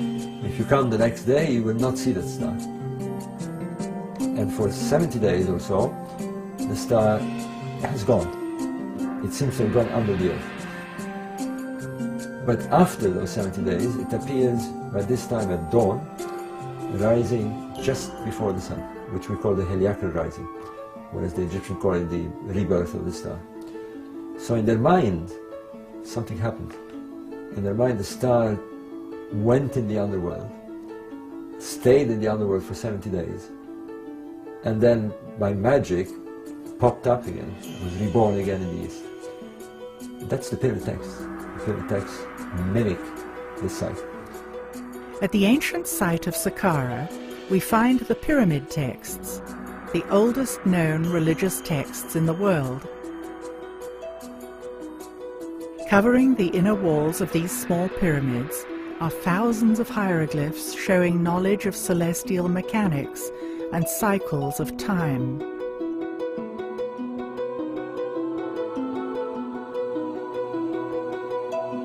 Although we've come a long way in our understanding of hieroglyphs, it is possible that many layers of meaning in the symbols remain hidden.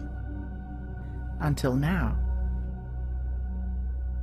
When we approach hieroglyphics, we do so from our own point of view, and we assume that the letters of our alphabet correspond with certain hieroglyphs. There are 4,000 Egyptian hieroglyphs, but only 26 letters. In order to crack the code, we need to open our minds to different levels of meaning. I think it's just familiarity with the way modern languages work. No one expects that a word would work differently. Our mindset is that a letter is the carrier of a phonetic value and that a word is the carrier of a concept. To understand the Egyptian words, you have to start from the approach that the letter is the carrier of the concept and the word is an extended sentence. There are nuances of meanings to the words that you don't get if you don't understand what the individual glyphs mean. For instance, there's an Egyptian word that is translated as diving duck, but when you read the glyphs it really reads pool of water, place of diving duck. In 1822, French scholar Jean-François Champollion and British scientist Thomas Young deciphered the hieroglyphics from the Rosetta Stone. The stone was created in 196 BC. It showed the same text in hieroglyphic, Greek, and Demotic Egyptian on the one tablet. Scholars have used Champollion's translations as the basis for deciphering hieroglyphs. Could Champollion have missed subtleties, or even withheld some information? One biographical study of Champollion said that he delayed for a very long period of time before producing his translation because, in the words of the study, he clung stubbornly to the idea that an Egyptian glyph might mean something more than just a phonetic value. Laird Scranton is a computer software engineer who has interpreted a new aspect of hieroglyphics. Basically, Egyptian hieroglyphic words work more like an acronym in English, like the phrase FYI or an acronym such as CIA or CBS, where anyone who reads English understands that you don't try to pronounce this word. This is not a word that you're going to read for its meaning in terms of the letters all put together, It's one letter at a time stands for one word at a time, and you put the words together to get the meaning. If we think of each hieroglyphic word as an acronym, rather than having a phonetic value, a new layer of interpretation appears. Hieroglyphs reveal in symbolic terms the way the ancient Egyptians thought the universe works. I can show that certain key glyph shapes came out of cosmology, which describes how the universe was created. Okay, and because the shapes came out of cosmology, it makes sense that the meanings that attach to the shape are associated with cosmology also. They would have meanings related to the creation of the universe. Once you agree that the sun glyph means what it means, and that's all traditional meanings, it's hard to argue that the word month doesn't say the moon makes an orbit. Or it's hard to argue that the word year doesn't say time of the Earth's orbit around the sun.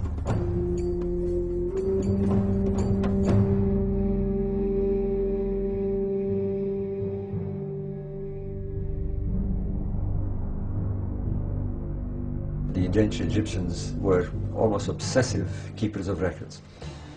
And one thing that they observed most was the celestial objects. We'd expect them to pay attention and record. Now, how far back? That's a big question. Well, we now have some sites that go at least 6,000 to 7,000 years before. There's a megalithic site that has been found in the early 70s, but not understood until lately, that has astronomical alignments. And strangely, the astronomical alignments that it has are precisely the ones you find in the Pyramid Age. So Orion, Sirius, the summer solstice, they're all there. It's no more theory. We have evidence that they did it. For decades, author Robert Bauval has been studying the alignment of Egyptian monuments to key stars. Mohammed Shukran, we've come here, and what we're trying to do is get to the Nabta Playa. The most important thing is we get there. Yeah. He is now planning an expedition across the desert to a site called Nabta Playa, 100 kilometers west of the Nile and 30 kilometers north of the Sudanese border. It is the location of Egypt's oldest astronomical measuring device. And when we're there, how do you know we're there? It's all desert. Yes, it's desert. Every place here in Western Desert, I know it. If you can, we're going to need a GPS. Yeah. If you can get one. Yes, I have one. That makes me feel a lot happier. The team finds out that permits from Cairo have been delayed. Now we wait. You tell us we wait for the answer from Cairo. And so in the meanwhile, let's go and see the sites. Let's go and see some of the temples here. Yeah? Okay. Let's do it.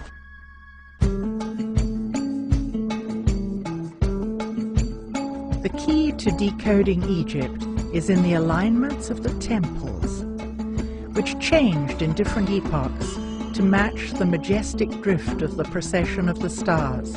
We're now here at the Karnak temple in Luxor. On this wall we can see the ritual of the stretching of the cord. On the right-hand side is the goddess Seshat, represented by a priestess. She's holding a rod and a mallet. And on the other side is the pharaoh. There's a cord looping between them, and what they're doing is that they're aligning the monument to the stars. We know from inscriptions at the Temple of Karnak that they aligned monuments with the circumpolar stars, principally the Big Dipper. They also align to the stars of Orion, very similarly to what we also have at Nabta. The Karnak temple, the very center of Egyptian religious activity, is aligned to the sunrise at the winter solstice. So as we look down the axis this way, on the winter solstice the sun will rise along the axis. And in the summer solstice, it will be aligned to the sunset of the sun. So as we have at the Nabta Playa, in the circle of the calendrical circle where there is the summer solstice alignment. Here we have another example of this similar alignment 3,000 years later. On the expedition into the open desert, Robert Bauval hopes to see for himself that these alignments exist in the remote region of Nabta Playa. The team prepares by mapping a route they will access via GPS. Jeeps are equipped with supplies for the dangerous journey.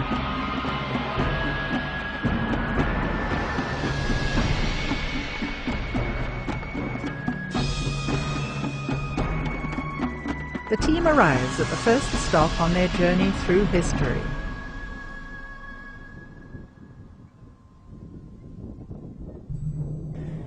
In the heart of the El Khaga oasis lies a Christian settlement dating back to the 3rd century AD. Original paint graces the ceiling of the chapel, telling the stories of Adam and Eve. What is important here is that at Nabta we have a settlement that is 6,000 BC at least. And here we have a settlement, a Roman settlement, which is of the 1st, 2nd century. Surely the people here were aware of some sort of origins in the desert. They must have moved around here. They're only 300 kilometers away. And this is the big work that anthropologists have to get into, cultural anthropologists, people who understand how to look for clues within a lost culture. We're looking for a lost culture that could be the origins of our civilization. That's what we're talking about here.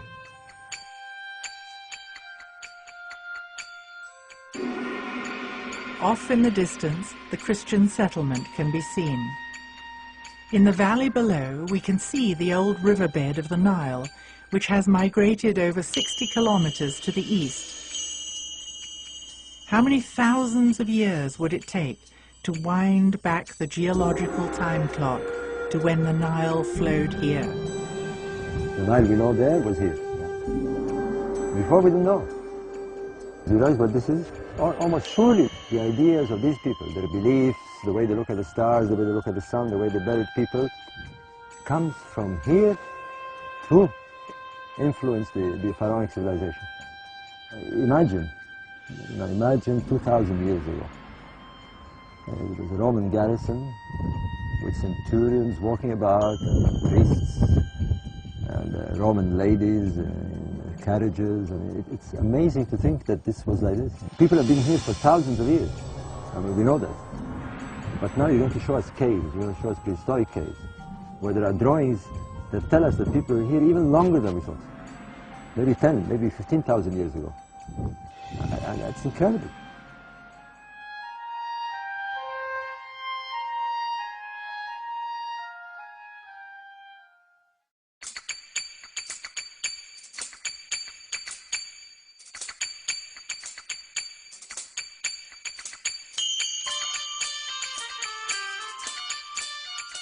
Now we're on a 30, 40 meter high dune, right in the middle of the path of the road. The old road, as you can see, I mean, it's quite amazing. The old road actually strikes a dune. This is a new dune. It's been formed, well, in the last 30 years or so. It shows you how the sand moves fast. The team tests the jeeps in the open desert by heading off to an ancient desert monastery.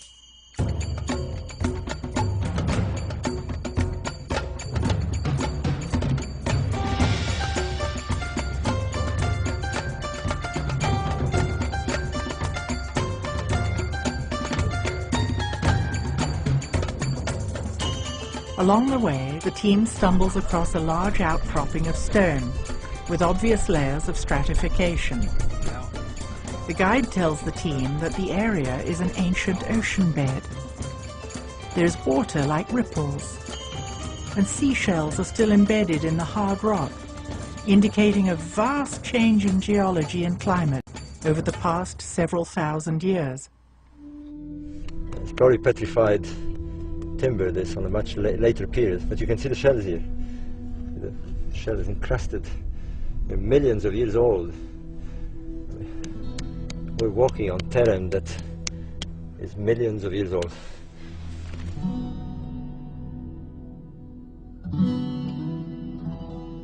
The Western Desert today is rainless, but in the past it received as much as 500 millimeters of precipitation per year. There were permanent lakes, large springs, and seasonal streams. The most recent wet period was between 130,000 and 70,000 years ago. Then it was thornbrush, savanna. At that time, the area supported many large animals, gazelles, giraffes, buffalo, camels, and antelopes.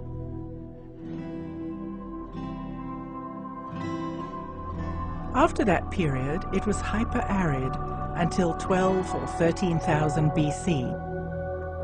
Before 12,000 years ago, the summer tropical monsoons reached southern Egypt.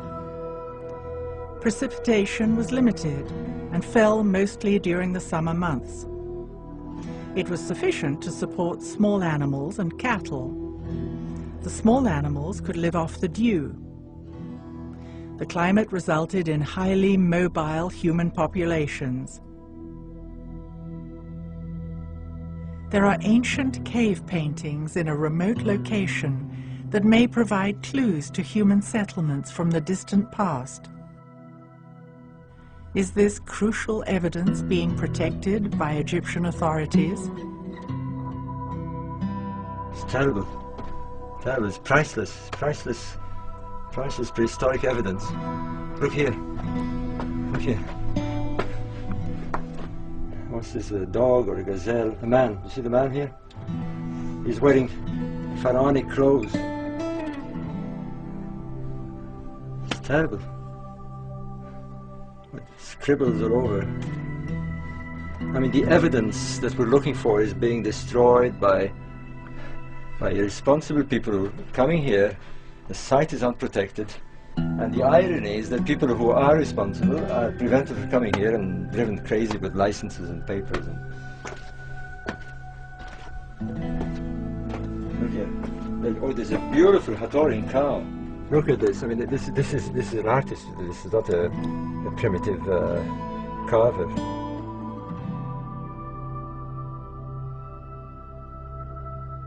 Pre-dynastic Egyptian belief systems originated with cattle cults linked to the Nile. A cow was seen as the mother of the sun. Cattle were deified and were considered earthly representatives of the gods. An enduring ideology with Hathor as the center figure. Images of bulls were shown with depictions of stars, and this dates to before pre-dynastic Egypt. Cattle pastoralists were in the Sahara several thousand years before pre-dynastic Egypt. Gilf Kebir, which means large plateau, is another large ceremonial center a further 600 kilometers west, near the borders of Libya, the Sudan, and Egypt. The Cave of the Swimmers, made famous by the movie The English Patient, is located here. Prehistoric rock art shows people and their cattle. Since Gilf Kebir is 600 kilometers away, it seems as though cattle cults were prevalent throughout North Africa in ancient times. Could this be another clue that the nomadic tribes were connected? Could they have influenced the ancient Egyptians? Arriving at the monastery, we can see it has never been accessible by road.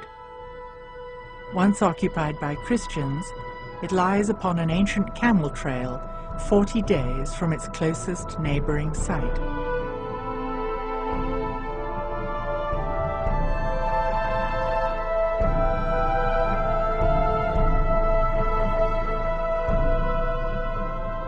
It still shows evidence of having been an oasis, with a huge acacia tree that is more than 800 years old.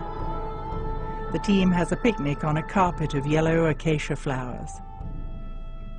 This is a wonderful oasis. I mean, I'm really pleased. We tested the cars, everything's working fine. You know, the drivers are fine. And it was a good idea to come and rest here. I needed the rest because after all these tents of waiting for the permits, everything is ready, the permits are ready. Yeah, but you must be to living now this place, to go to the hotel and stay overnight, and we start tomorrow up early at 3 a.m. morning. I'm ready. Yes, I know you're ready, but you don't know. It's a hard way to arrive to Abu Simbel. Let's do it. Let's do it. We wait a long time. Let's do it. Let's have a good night, Steve.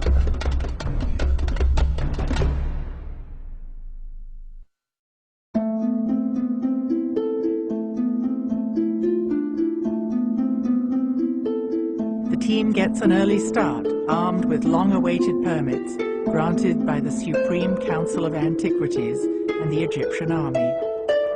They will enter the dangerous region of the Western Desert, to the south of El Khaga Oasis.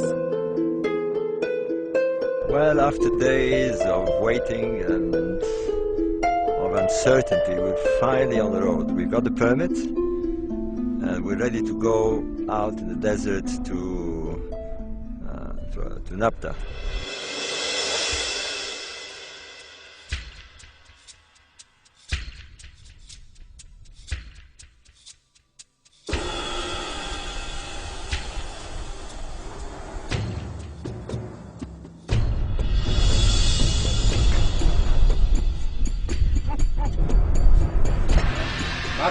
انت نفك الثانيه وليد يعني مصاريف زي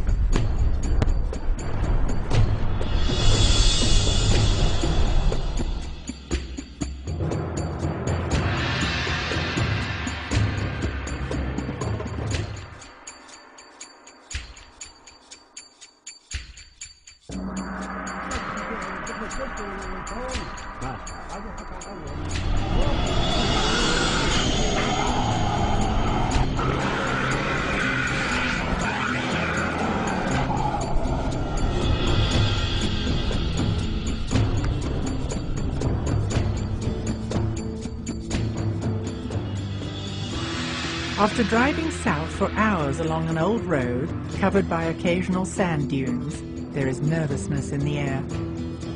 The team will be traveling blind in the open desert for the last part of the journey, relying solely on GPS equipment to locate the ancient site of Nabta Playa. Yeah, about... But this is very good. This is very tough. 3 kilometers. No. I'm sure. That's better.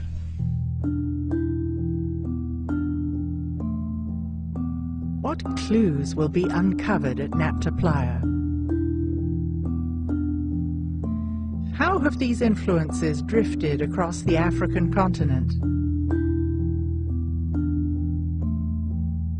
More than 3,000 kilometers further west, in Mali, there is a living culture with a surprisingly similar worldview to that of the ancient Egyptians. The Dogon live in Mali, largely in isolation. Studies of the Dogon culture mirror the ideology of the ancient Egyptians with uncanny precision. I realized through my Dogon studies that there were relationships between Dogon words and Egyptian words, and I noticed that Dogon drawings turned up as glyphs in those Egyptian words. Laird Scranton's radical reinterpretation of Egyptian hieroglyphs came directly from his studies of Dogon cosmological symbols. Their priests use cosmological drawings, symbols they have used for thousands of years. While it is impossible to ask the ancient Egyptians to explain their beliefs, Dogon priests can explain their cosmology and how their symbols are written and pronounced. The Dogon lay things out in such detail that it's like having the teacher's copy of the manual of the book, you know, you're studying, with the answers to the questions written down in the back. You can go to a Dogon priest, or you can go to the anthropological studies that were taken in relation to the Dogon priests, and they flat out tell you what their symbol means and what they're, what they're trying to talk about.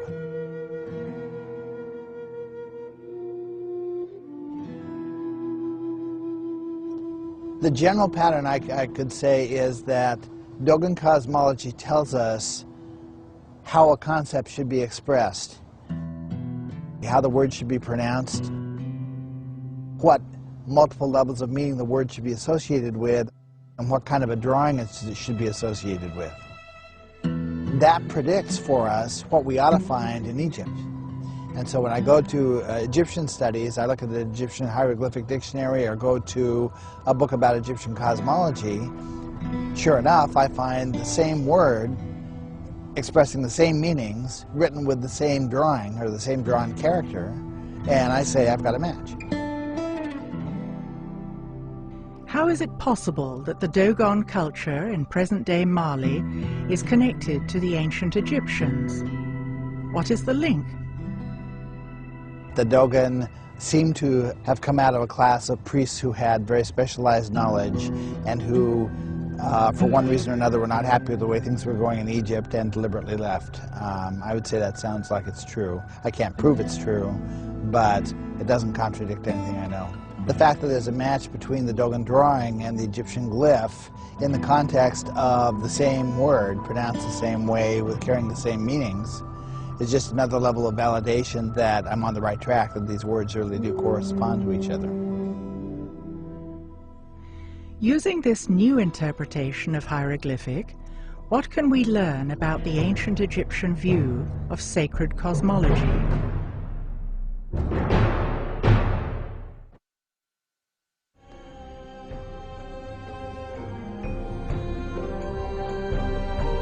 I had some concerns originally as I began writing some of the books about what right did I have to be revealing secrets that have been kept for 3,000 years.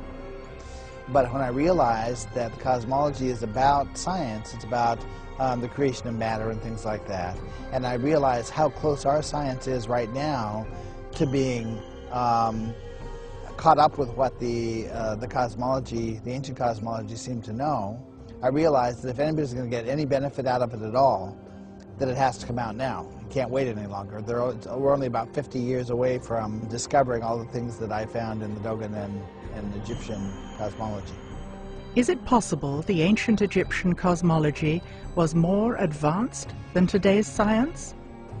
I'd say there is information in the ancient cosmology that would be a benefit to the string theorists and to the modern cosmologists if they pay attention to it. I think the Dogon and the Egyptians explain to us how it is that a mere act of perception can cause the wave-like behavior of matter to turn into particles, which the scientists don't know.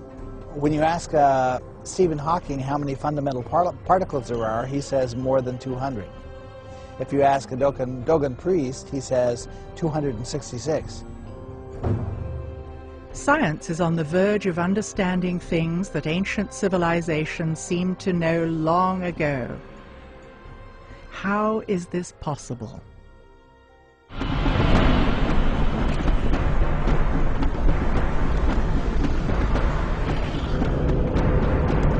Very, very close, within a couple of 100 meters. The excitement builds for the real destination of the expedition, the ancient site of Nabta Playa.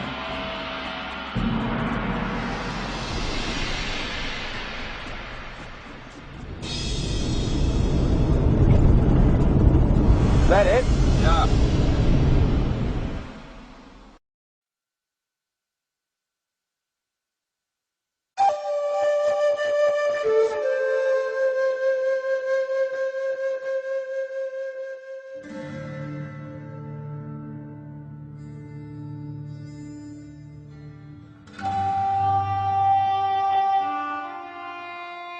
Here we have this bunch of huge megaliths that were dragged from God knows where and placed in a pattern, a sort of center point of the whole area.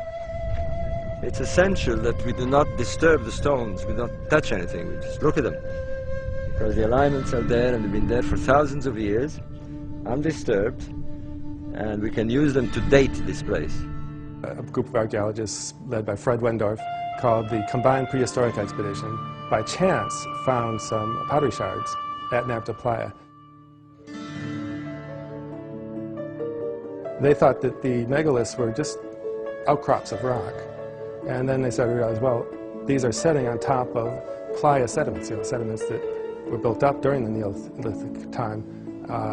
And so how did they get there? And so they had to get there from man. These are man-made objects, these megaliths.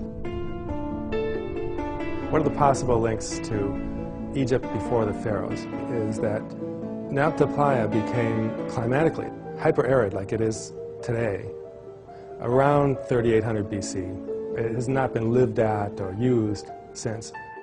It has been assumed by historians that Egypt borrowed its complex society from Mesopotamia. However, it is now generally recognized that a process of social complexity is not diffused from one location to another, but rather develops locally.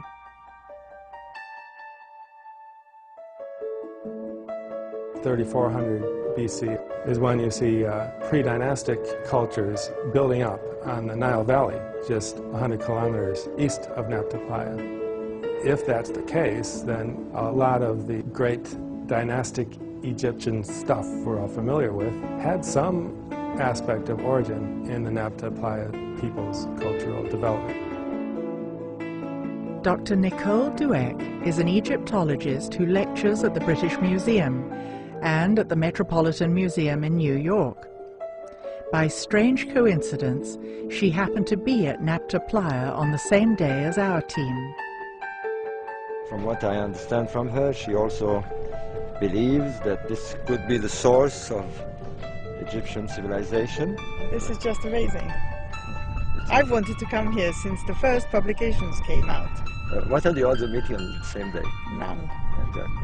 The coincidences for me are astonishing. I mean, last year, the same people, we went to Gilf Kebir and Uwainat.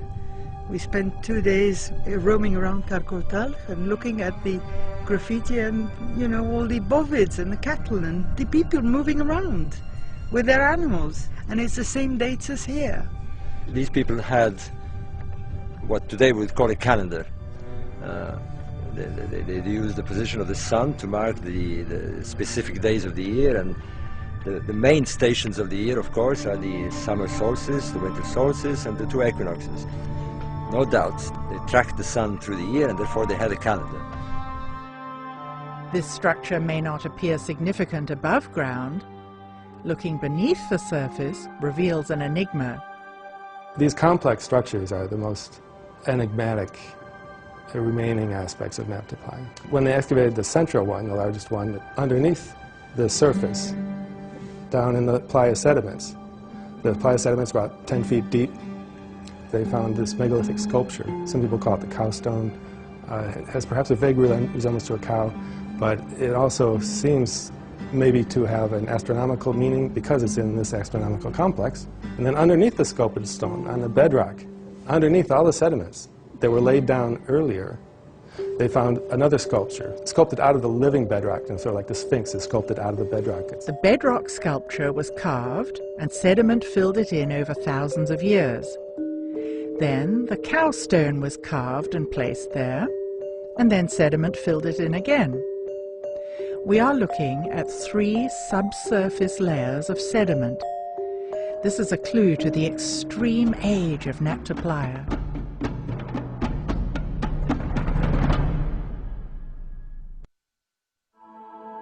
What makes all this far more exciting is that they also align to stars. And that's a totally different ball game here, because aligning to stars means that they track the seasons. The climatic conditions were very important to them. There was the beginning of the monsoons, and therefore the stars would be the signal to them that the monsoons had started.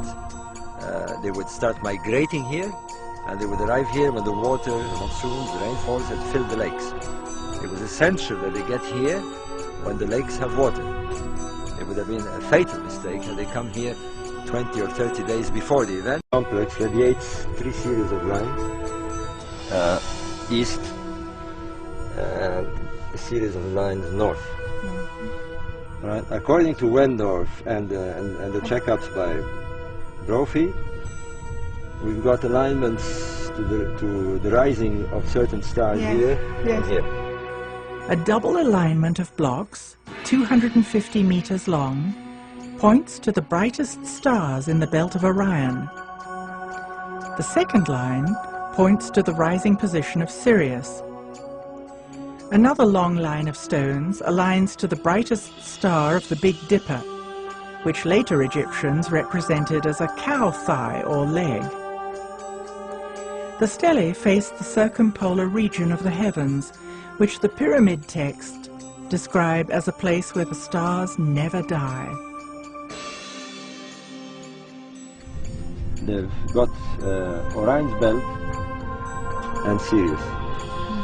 What's interesting is that they seem to be tracking them, not just a line in two, but they seem to be tracking them over the movement over a long period of time. So they knew the stars moved, and they knew that the sun moved the same every year on an annual cycle. Maybe the whole ceremonial complex has something to do with the age of Gemini and transition to the age of Taurus. The constellation of Taurus is represented by a bull. If we are talking about the transition to the age of Taurus, was the symbolism of cows in ancient Egypt connected to the nomadic cattle cults prevalent in the area? So astronomy is telling us that there's a link. Now we need the anthropologists and the Egyptologists to find that link. The problem is that most of these disciplines are so entrenched in their own little world that it's very difficult to move people one side or the other. And I mean, I don't know how it is in the United States, but in Britain, everyone is in his own little world, and people who deal with text won't talk to people who deal with sites in the same discipline. It's becoming more than obvious now. I think it is. That there are connections. Of course there are. And they're very, very important connections, because there are no other answers, for the moment anyway. And this is as good as any. Yeah. Better.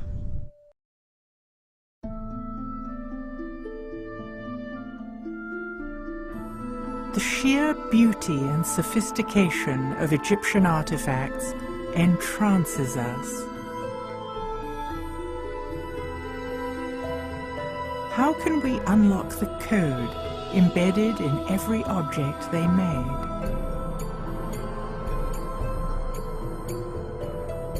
How does the symbolism in Egyptian art illuminate their cultural values?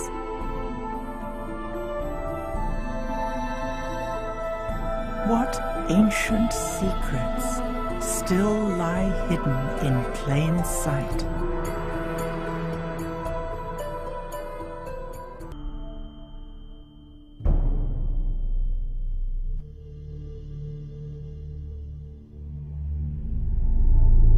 Our understanding of ancient Egyptian culture is limited.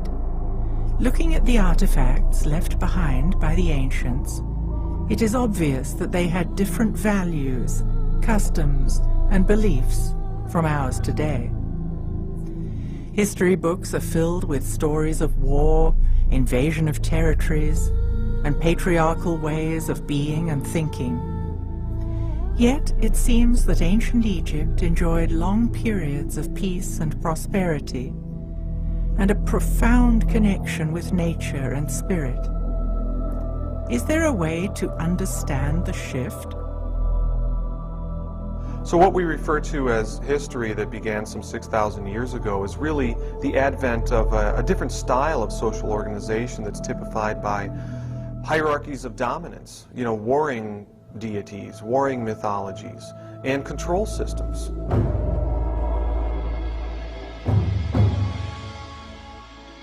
Vedic culture from ancient India speaks of a grand and measurable cycle of 26,000 years, consisting of ascending light ages and descending dark ages. In the higher ages, you see this philosophy of living in tune with nature. People talk about speaking with the gods and a lot of interaction. Virtually every ancient culture has stories about the gods if you go back far enough. And you see a lot of matriarchal cultures if you go back far enough. The Dark Age times, you have this very brutal, paternalistic type of ruling. think it's difficult for us to understand the ancient Egyptians because we've got the paradigm of the patriarchal structures on top of it, and we're looking through our own cultural lenses. Has world culture always been male-dominated and patriarchal? If not, what would a matriarchal system look like? Matriarchy is not the opposite of patriarchy, with women dominating and controlling men. It is based on balance between the masculine and feminine, and harmony with nature. This was exemplified in ancient Egypt, which was known in the old language as the land of Kemet.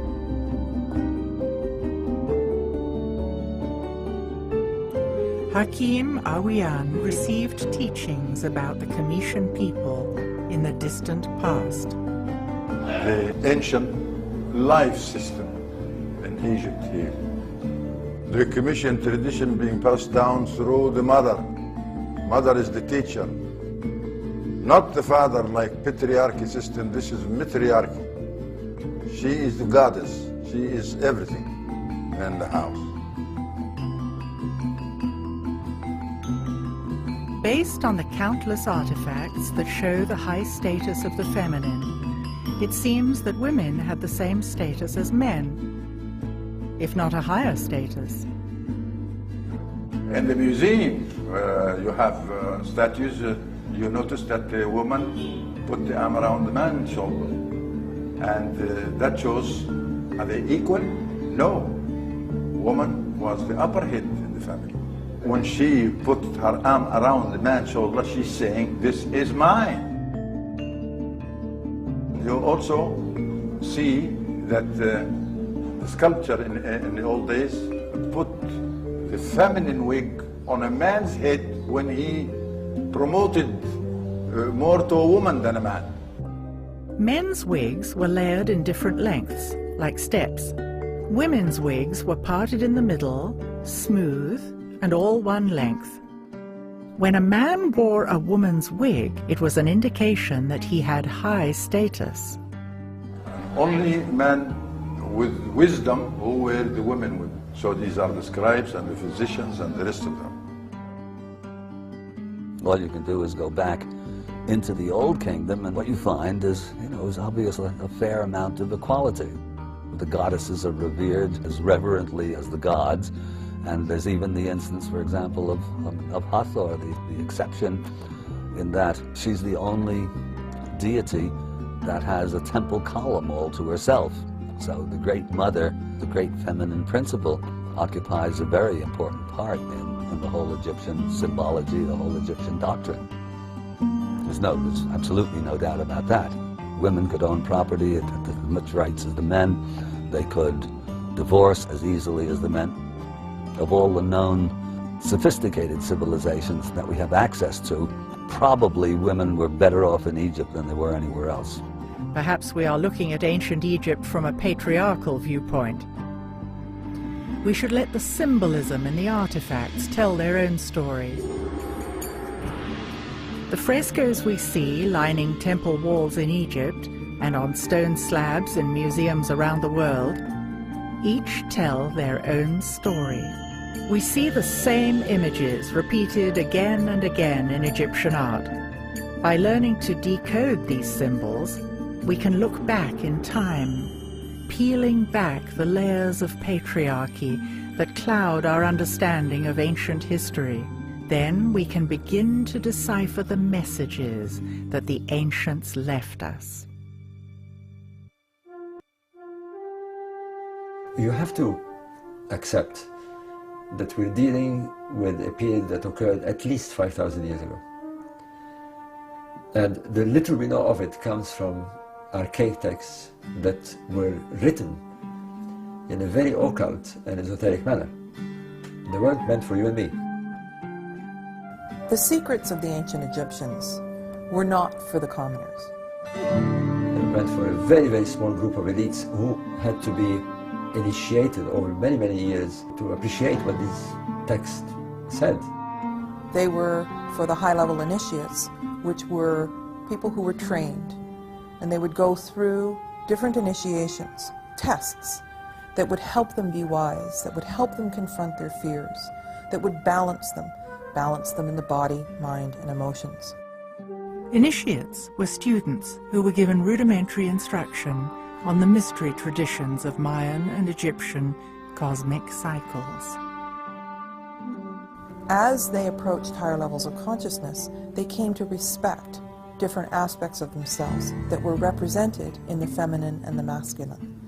But they went further and called it sacred feminine and sacred masculine, which meant the purest form that was actually connected to the two hemispheres of the brain.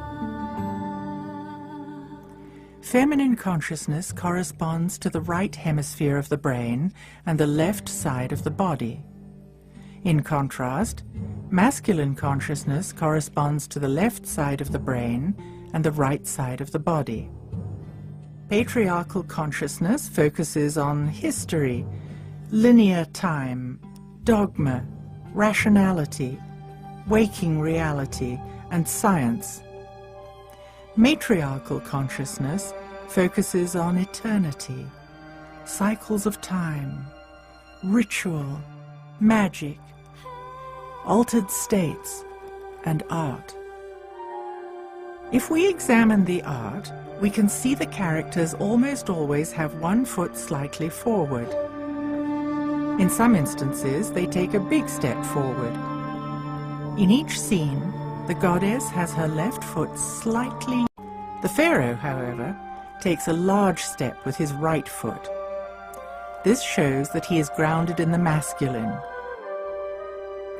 Similarly, we often see images with two left hands. It has been suggested that this is just a stylistic convention, but we should not impose our ideas on Egyptian art. Left hands suggest giving, while right hands suggest taking. In our culture, we've practically erased the feminine in favor of the masculine. Reading, writing, and arithmetic. Art, music isn't as important. And our society is completely unbalanced because of it. The ancients knew that you could not achieve high states of consciousness without these being in balance. And so they revered the pure qualities of either. And so when we say sacred feminine and sacred masculine, this was the highest form of respect, so that the female would have both feminine and masculine balanced within her, and the male would have both feminine and masculine balanced within him. Balance between the sacred feminine and the sacred masculine runs deep in Egyptian symbolism. We see gods and goddesses carrying a crook, a flail, and a staff in various combinations. The crook represents the balance of the emotions. The flail symbolizes the balance of the mind, and the staff depicts the balance of the body. Once balance of the body, the mind, and the emotions was achieved, consciousness could develop. Notice the staff always has the head of a bird and a forked base. The staff never touches the ground. This indicates that we are spiritual beings having an earth experience. We are incarnated here, but our souls can go beyond the earthly plane. Egyptian temples were places where spiritual work was done. An arch with a winged disc is always found at the entrance to temples. The winged disc depicts a vulture and a snake.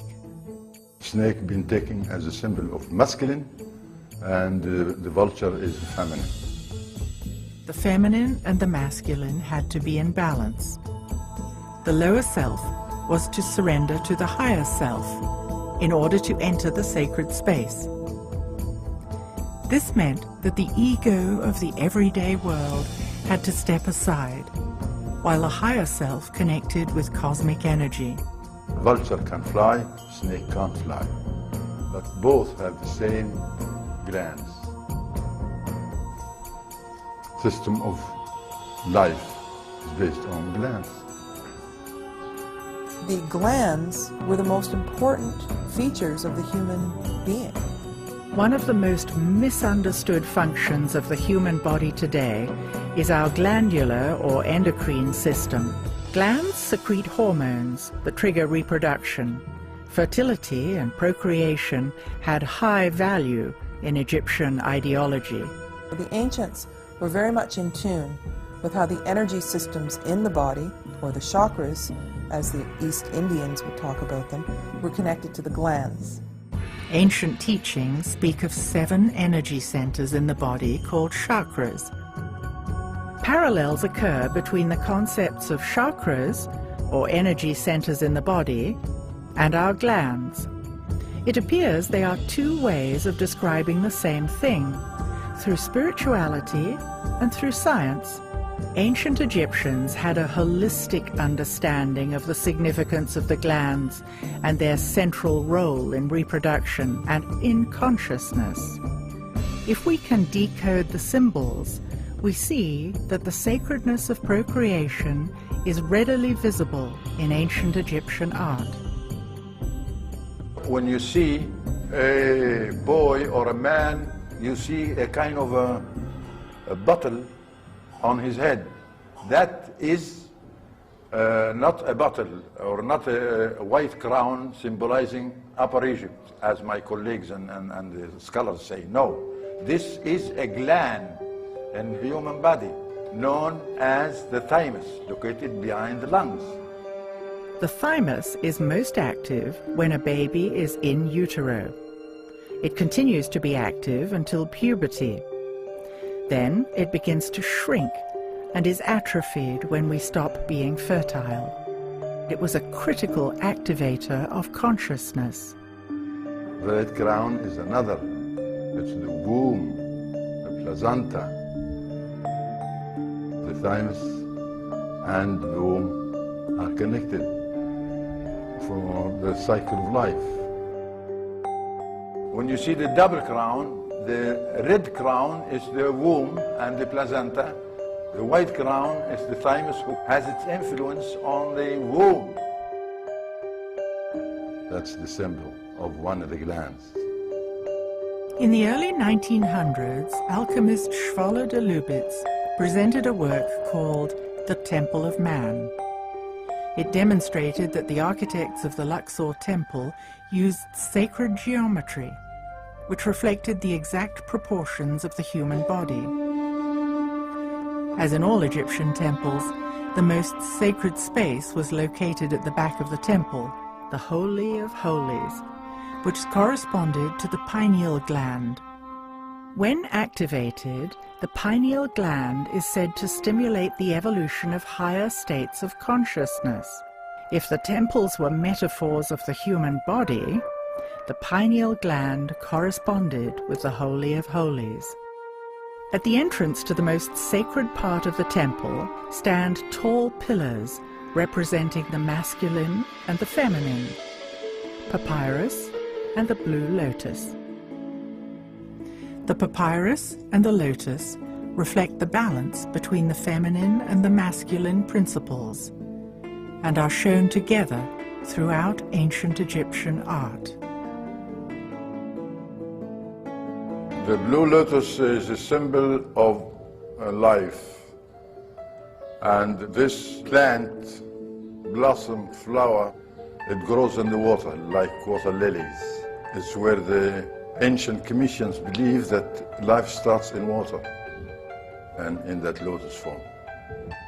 We have seen there are always multiple layers of meaning embedded in ancient Egyptian symbols.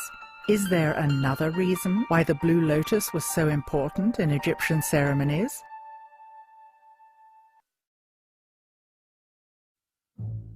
In ancient Egyptian art, we see countless instances of part animal, part human forms. What were the ancients trying to convey by these curious images? There's a technical term for such creatures that anthropologists use. They call them therianthropes, and that's from the Greek therion, which means wild beast, and anthropos, which means man. They're combinations of beast and man. It's not an accident that all of the gods of Egypt are therianthropic. They have, of course, fully human forms, but in most cases they also have forms that are part animal and part human. So you may consider Horus the head of a hawk and the body of a man. You may consider Sekhmet a lioness with a human body and a lion's head. Or Anubis, of course, the guide of souls, who is part jackal and part human. Egypt isn't the only place where these half-animal, half-human images have been found. Half a world away, we find clues to decode these mysterious symbols. Throughout the Amazon today, shamans working with the powerful visionary brew ayahuasca, a combination of two plants. Very frequently they will, after their visions, when they return to the normal, alert, problem-solving state of consciousness, they will actually sit down and, recollecting what they saw in the visionary state, will paint and draw the images that they saw. And the most common motif of these ayahuasca visions is the therianthrope, creatures that are part animal and part human in form. This specific characteristic of the ancient Egyptian gods is one of the things that tells me that our ancient Egyptian ancestors were using altered states of consciousness to explore the realms of spirit. Again, we see images of blue lotuses. Is there another, less obvious interpretation of this symbol? Altering of consciousness has been done by a variety of different methods and techniques. Most commonly in shamanistic cultures, still to this day, it's done by using hallucinogenic plants which, as it were, switch the receiver wavelength of the brain and allow us to tune in to other realities. Of course, there are a range of non-drug techniques, rhythmic dancing, certain kinds of music, certain kinds of spaces have an effect on human consciousness. But there's a great deal of evidence that they made use of a potion involving the blue lotus and the mandrake root, possibly also the opium poppy as well, to enter a visionary state, and in that visionary state to explore, navigate, and learn about the realm that lies beyond death. And they had very concrete and specific ideas about this, which are expressed in the ancient Egyptian books of the dead, going right back to the pyramid texts. This was not a work of imagination on the part of the priests. This was a work of documentation, of their out-of-body exploration of realms that lie beyond the merely physical. Is it possible for us to learn to access other realms today? Can we expand our capacity to perceive? Do we need new ways to describe these phenomena? If I come today and say, I saw you in my dream, you're going to ask me, what did you see? Then I say the dream. Now, did I show you? The verb see is not there, because I did see you in my dream, but not with my eyes, because I was asleep. So how did that happen? There must be a sense put all this vision to me without my eyes. But I still, when I speak, limit vocabularities to say, I saw you in my dream. No, I didn't see you. But there's no other way to say it. Could the ancients have mastered innate human abilities that we have forgotten?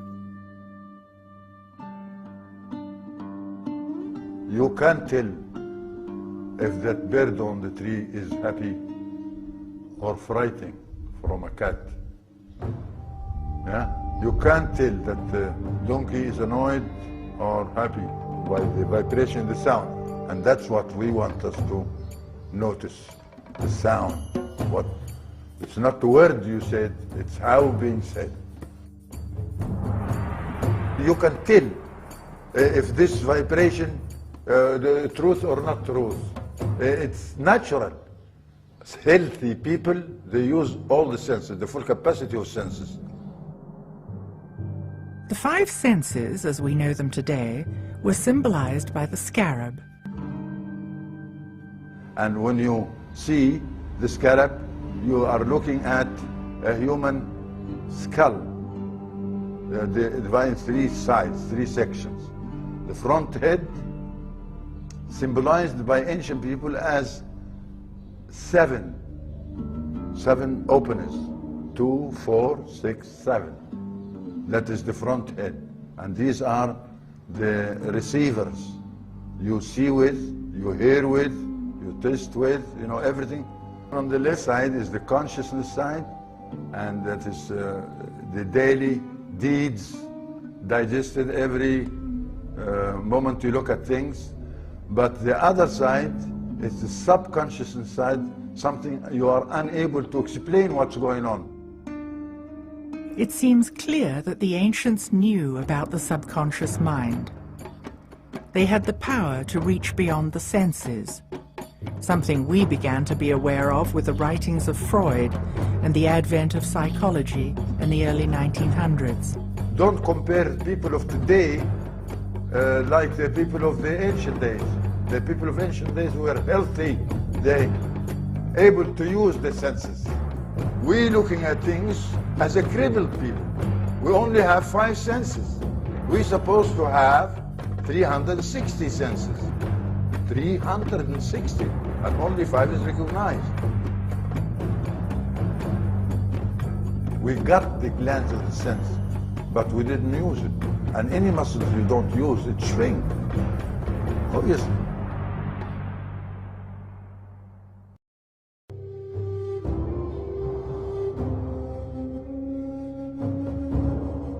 How can we begin to imagine that the ancients had the capacity of 360 senses? Perhaps a metaphor for the full spectrum senses could be a sphere. Is it possible for us to move beyond our 5 senses today? Our 5 familiar senses have been evolved by evolution to connect us to the physical and material realm.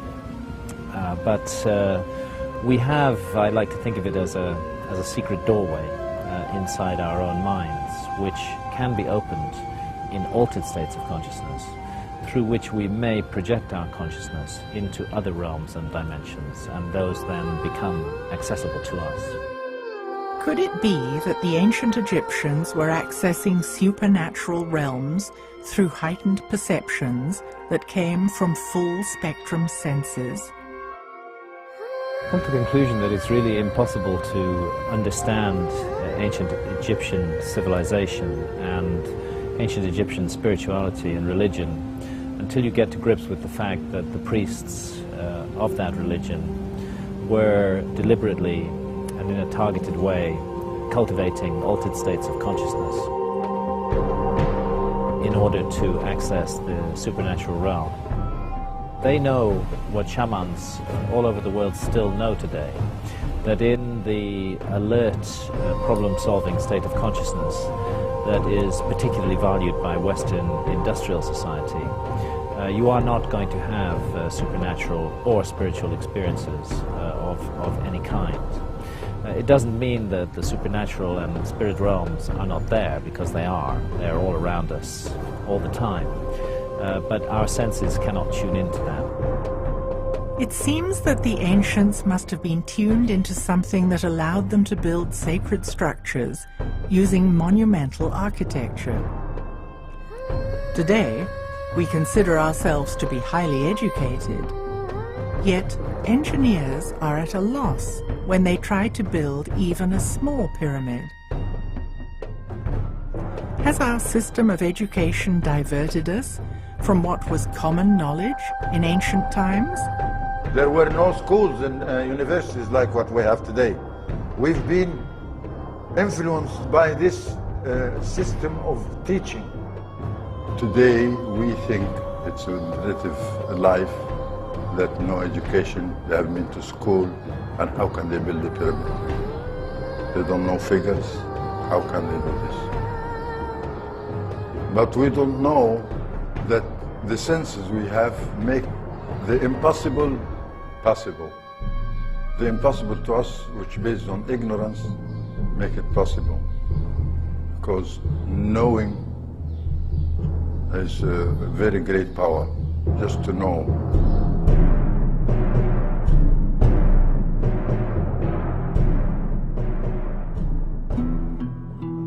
The most important ceremony for teaching the populace how to live well was the weighing of the heart.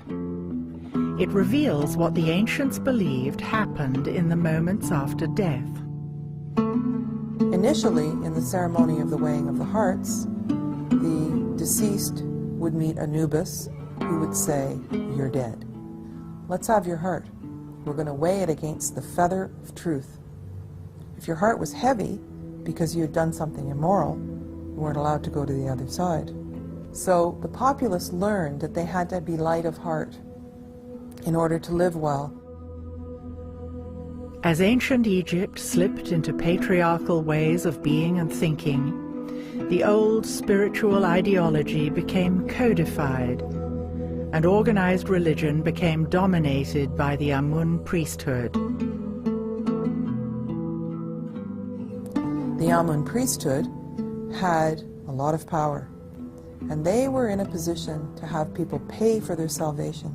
It used to be that your heart was weighed against a feather of truth, but in later pictures of the ceremony of the weighing of the heart, you'll see Horus holding onto the scale, and you could pay the priesthood for Shakti dolls, and the more of them you had, the more likelihood you could buy the lightness of heart instead of being. Well, this is a fundamental change in terms of how to live well, and I think that we still are living in that way. History is written by its victors, and as the patriarchy took hold, much effort was put into suppressing Egypt's matriarchal past. There's a few pharaohs who were erased from the king's list. Hatshepsut was one, Akhenaten was one, and Tutankhamun was another. The legacy of the controversial pharaoh, Akhenaten, was almost lost forever with the complete destruction of the city he and Nefertiti had founded at Amarna. Now, very little was known about Amarna until there was an earthquake, and the pylons at Karnak were filled with these little blocks that had been cut up, and they used them from Amarna to just as filler inside the pylons. So when archaeologists found them and started putting them back together, they realized there was a very large story here. For the ancients, life on Earth mirrored the motion of the stars in the sky. What the ancients did is they would have the capital be at Heliopolis in the north for 2,160 years, and then they would have the capital be at Thebes, which is now Karnak, for that length of time. When Akhenaten came into power in the new kingdom of the 18th dynasty, it was right at the time when things were supposed to shift. During this time, the patriarchy gained momentum, with the Amun priesthood steadily becoming more powerful. Akhenaten happened to have been born at one of these points of return, or beginning. He believed that he was subjugated, like all pharaohs, to a cosmic law, to the law of math. What happens up there, they believed was controlling matters on earth. And things happened up there that dictated to Akhenaten that he had to move his base and had to reinstall the original religion. When it came time for Nefertiti and Akhenaten to change the capital, they knew that the Amun priesthood was in power and that they would really fight them on this. If he had moved to Heliopolis, there would have been civil war. If he had stayed in Karnak, he would have not performed what he had to perform to follow the law, the cosmic law. Finally, he settles for a midpoint. So instead of moving the capital back north, they decided to take a point exactly in the middle between the two, and this was Amarna. Art created by artisans in the Amarna period is exquisite and markedly different from the art in other periods. For the first time, Egyptian royal art depicted the pharaoh and his family all together and clearly showing affection for each other. They built this wonderful place, and they had gorgeous palaces, and people were creative. It was peaceful, there were flowers and nature, and people lived a leisurely life. But what it was a return to true spirituality. He ruled with his co-regent, Nefertiti. The feminine was honored. In this transition, Akhenaten and Nefertiti rejected the established religion of the corrupt Amun priesthood. They had a profound respect for solar energy, known as the Aten. And so returning to this was a big threat to the Amun priesthood. And so they plotted to take Amarna down. They eventually broke him down, and they destroyed his city, and they reinstalled the ancient gods, and with all their iconography. Yeah, they simply destroyed everything, every trace of him. If they didn't find the ruins of Akhenaten's temples used as fill, rubble fill in the walls of Karnak, there'd be almost no sign of Akhenaten. Amarna was a peaceful society with great creativity and beauty. Yet scholars in traditional Egyptology continue to portray Pharaoh Akhenaten as a deformed, renegade, heretical leader. But seeing him as a heretical king is quite the opposite. The heretics were the priests. He was not heretical. He, in fact, was somebody who was determined to adhere to the divine law. And he went to the cross for it. After the fall of Akhenaten, Tutankhaten, a boy of only 9 years old, became pharaoh. Now, because we found Tutankhamun's tomb intact, we know a lot about him and the life that he lived. Now, he was raised at Amarna. Now, some people say that Akhenaten was his father. We don't have DNA tests. We haven't found the mummy of Akhenaten. We don't know that for sure. But it's interesting that he started out as Tutankhaten, because at Amarna they worshipped the Aten. But after he took the throne, they opened the temples again. They moved away from Amarna. It seems that as soon as the Amun priesthood found out that he actually was of the Aten, he changed his name to Tutankhamun, that suddenly he disappeared. After 10 years of leadership, when Tutankhamun was 19, he died mysteriously. His mummy was X-rayed, revealing a fractured skull, suggesting a blow to the back of the head. It seems that he was buried in a rush. His tomb is very small, and close to it there were a whole lot of mummies that were moved in a cache and put aside. So it's almost like there were several mummies from other dynasties that were in the tomb that he ended up in, and then they took furniture from Amarna and buried him there. Though the tomb of King Tut left us many clues, his fate remains a mystery.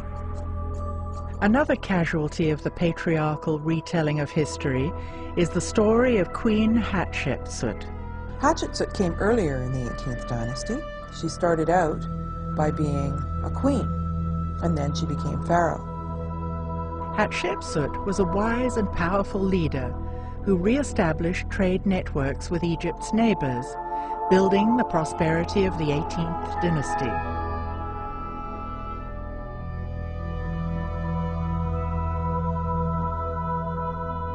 She was certainly ruling for a long time at a period of tremendous peace and prosperity. The artwork was never better than under her reign. Had she been male, she would likely have been remembered in history books as the best ruler of Egypt. Regardless of her success as a leader, she is still an enigma. There has been much controversy about Hatshepsut. It could be due to the patriarchy having little tolerance of images of an empowered woman. No one seems to agree on who the real Hatshepsut was. There have been massive books written on Hatshepsut, and again there are no There are no real conclusions. Obviously, Hatshepsut must have been a very able ruler because she stayed there apparently 22 years. But somehow, about 20 years after she passed, her statues were broken and all put into a pit. When they found them, they started putting them back together. But, like Akhenaten and Nefertiti, the Amarna period, they were largely forgotten because the people who came after were very threatened, and they somehow wanted to destroy all trace. Hatshepsut, Nefertiti and Akhenaten, Tutankhamun, they were the ones that really understood spirituality in some way. I suppose there was no money to be made if you weren't selling salvation. We may never know how the high courts of ancient Egypt were run. It seems likely that the stories passed down through the patriarchal institutions of the 19th and 20th centuries may have misled us. The peace and prosperity of the 18th dynasty, particularly in the time of Hatshepsut, Nefertiti, and Akhenaten, had to do with honoring the feminine in balance with the masculine. Looking at Egyptian artifacts and frescoes, it is clear that the feminine principle played a prominent role in society and was cherished and revered. The feminine principle was articulated in the concept of a great mother who was central to the ancient Egyptian worldview and was echoed by other world cultures. The Milky Way in the sky is mythologized in various ways, in various traditions, in various cultures around the world. And it's often thought of, almost universally thought of, as a great mother principle, the great cosmic mother in the sky. In ancient Egypt, biology met cosmology, and both were considered sacred. When you look at the cosmology in terms of biology, it's describing events that happen inside of a womb. And the womb happens to be the womb of the mother goddess. In both Mayan and ancient Egyptian cosmology, the center of the Milky Way galaxy is where stars are born.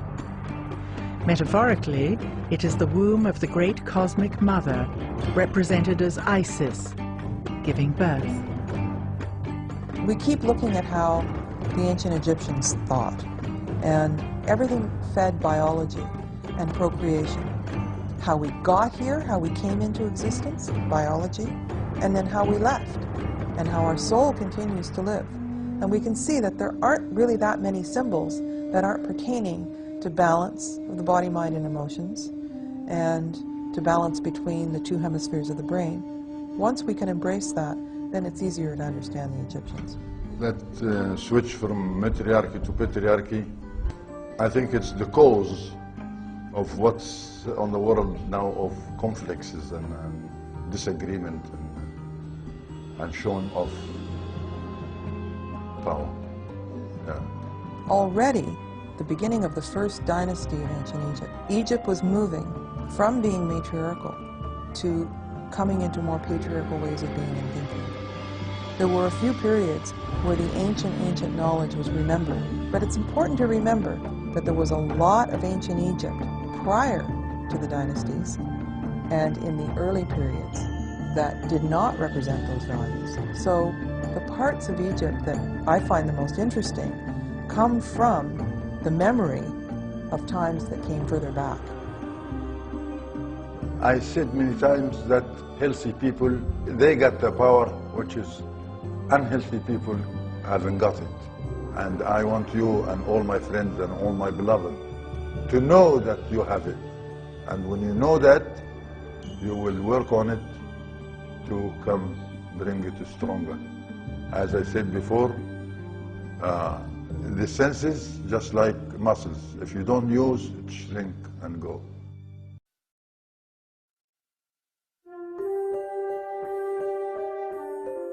We have been taught to think of Egypt as a civilization whose golden age occurred 2,000 or 3,000 years before Christ.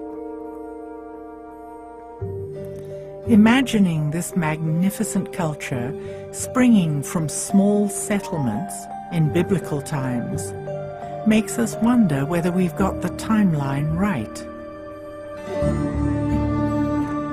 World cultures have myths that speak of high levels of consciousness, superior science, art, and architecture from eons ago. How do we reconcile this?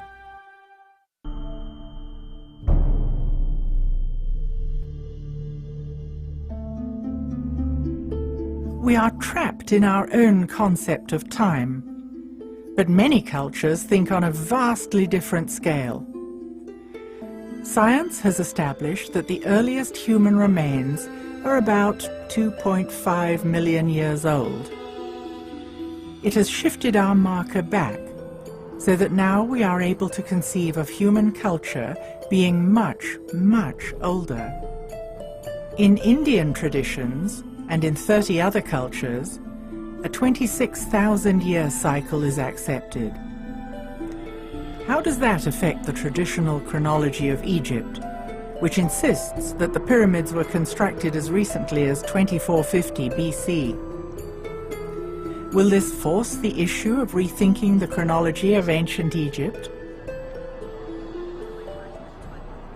Every year, authors, scientists, and alternative thinkers come together for the Conference on Precession and Ancient Knowledge.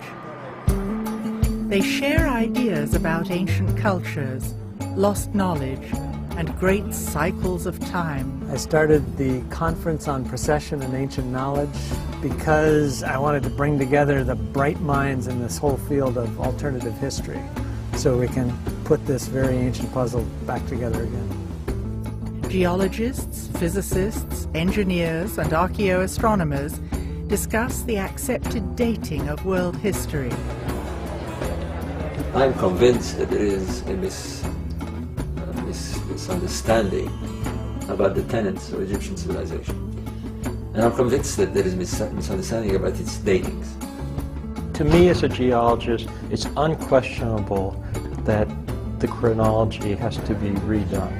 Knowledge of precession and advanced astronomy existed in extremely distant times. So I think we're looking at a chronology that's far, far older than is accepted. By integrating recent scientific discoveries in different disciplines, they define a new timeline of our past. The Egyptians provided us with concrete evidence that describes political events from a far more distant past than we can imagine. Why has this been overlooked?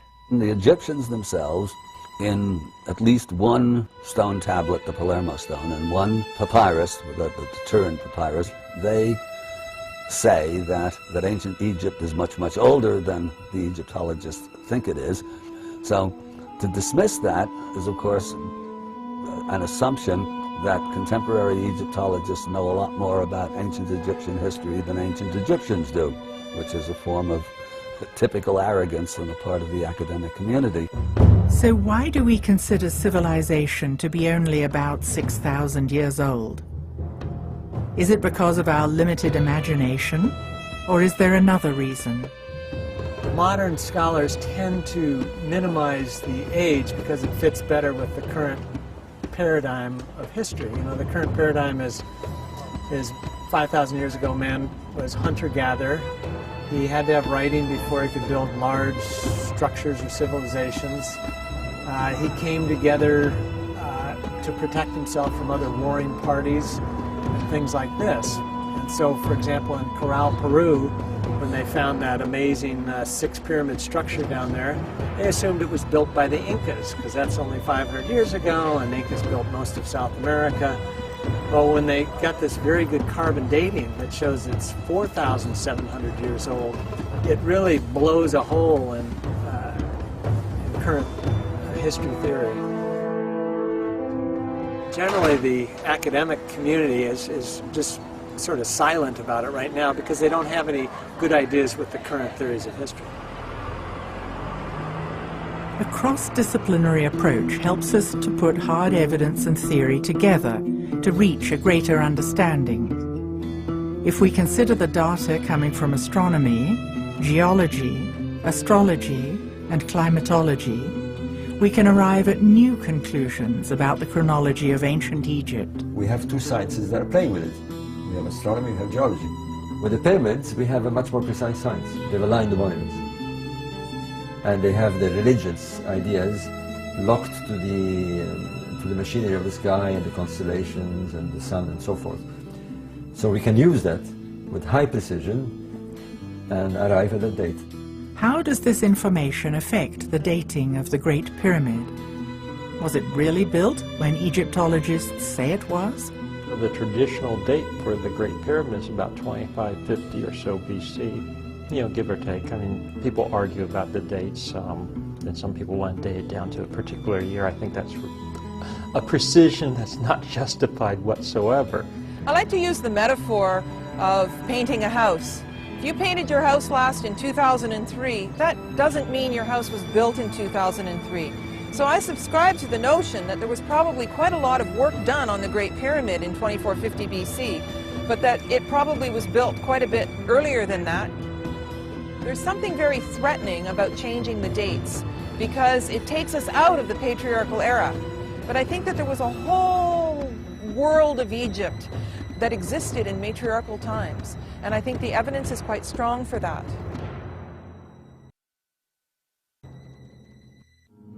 There is absolutely no reason at all why the ancient Egyptians could not have worked out the precessional cycle.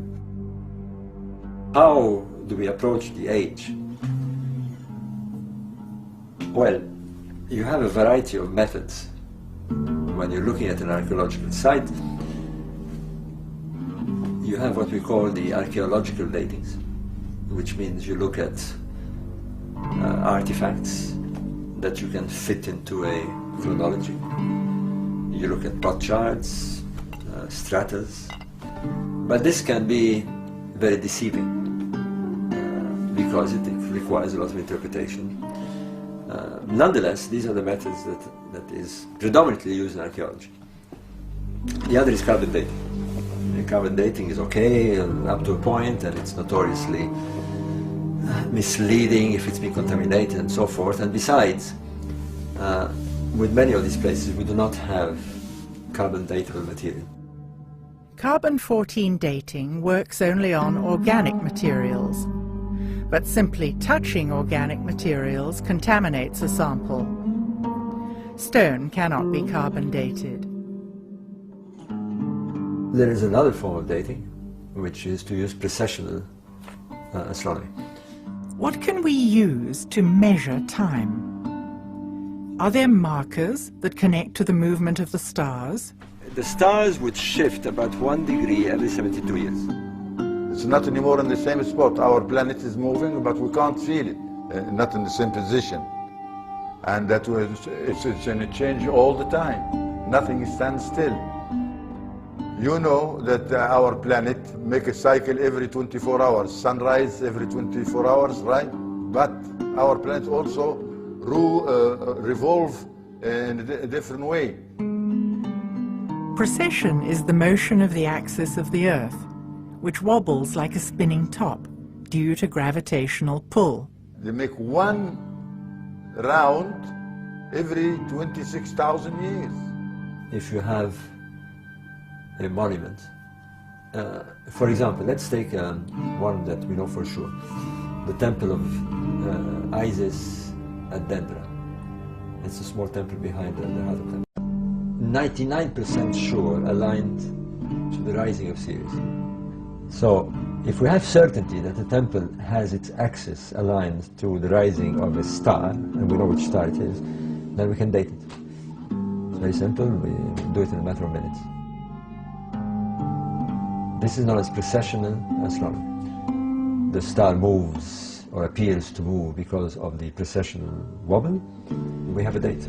Plato called a precessional cycle of 26,000 years a great year. The great year is Plato's term for this vast cycle of time, one eon, one precession of the equinox. It's about 24,000 years. And there's over 200 myths that talk about this cycle of alternating dark and golden ages, or that make reference to a golden age in the distant past.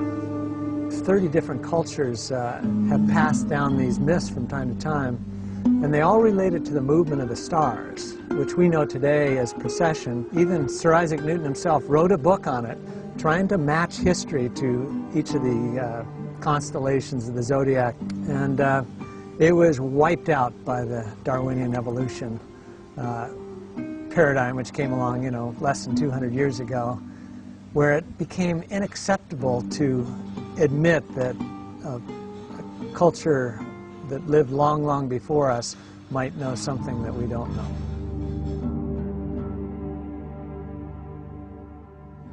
On different continents, cultures have come up with the same ideas. There's a certain science of cycles that's embedded into the world age doctrine of the Maya. You find it nicely paralleled in Egyptian ideas as well as the Hindu world age doctrine known as the Yugas. And it's somewhat counterintuitive to what we've learned in our own Western education, that it's referred to as the myth of progress, that human beings today are in all ways superior to human beings that came before. It's simply not true. Cycles go through periods of increase and periods of decrease.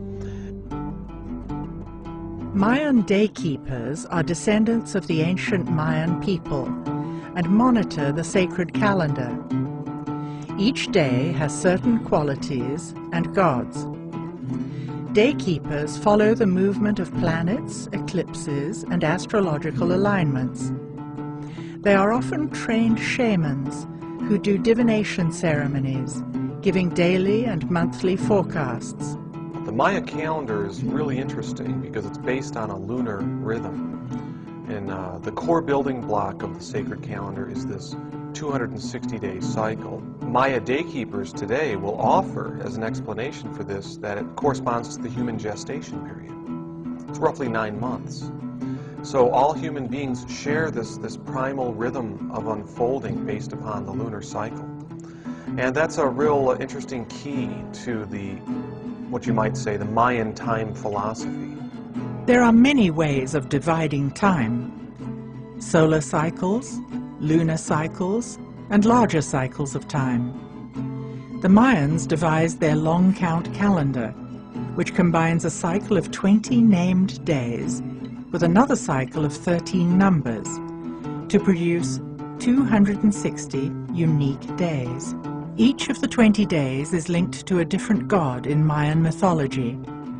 The Great Cycle started in 3114 BC and ends in December 2012. Well, the long count calendar is the most interesting calendar that the Maya had devised. This is of great interest in our times because this large cycle in the long count calendar, this period of 13 Baktuns, ends in 2012. So there's a great interest in figuring out why the early Maya skywatchers picked 2012 to end this large cycle of time. The Mayans were excellent calendar makers. They intercorrelated the movements of the moon, the sun, and even Venus to make their calendars very precise. And for some reason, they have their long count calendar, the Baktun, ending here in 2012.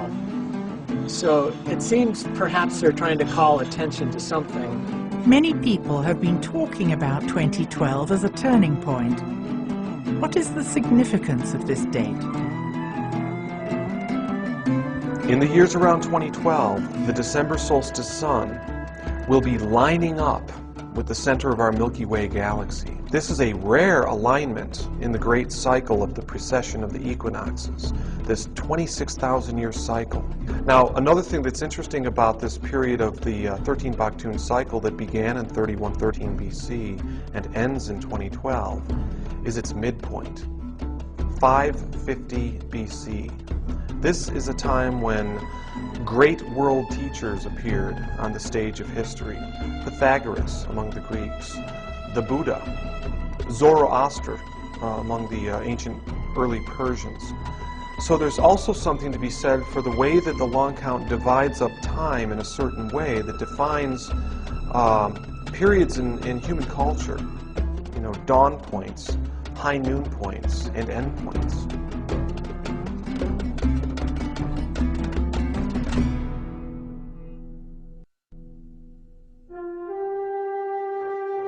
A carved stone, or stela, describing the long count calendar was discovered at Ixapa in Mexico. It shows the center of the Milky Way, the celestial pole, and the sun deity. Why was this important to the Mayans? It's really a beautiful and profound way of conceiving time.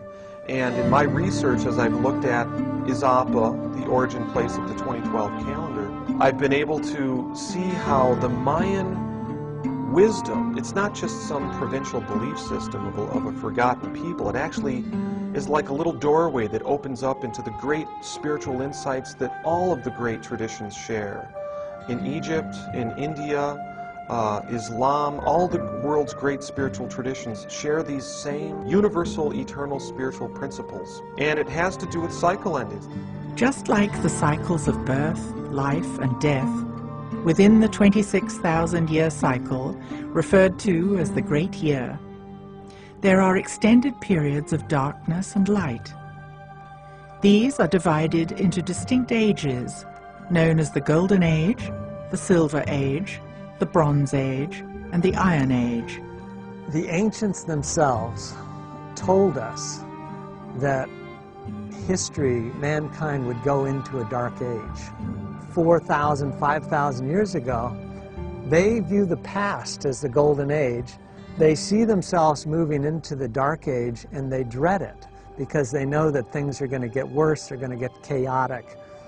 Cultures all around the world are talking about this pre-Dark Age, that things are going downhill. I really ascribe to the Mayan and the Hindu idea that the Golden Age, the time of connection into the divine wisdom, was actually a long time ago. And we've been moving through periods of increasing densification, increasing alienation from the spiritual light.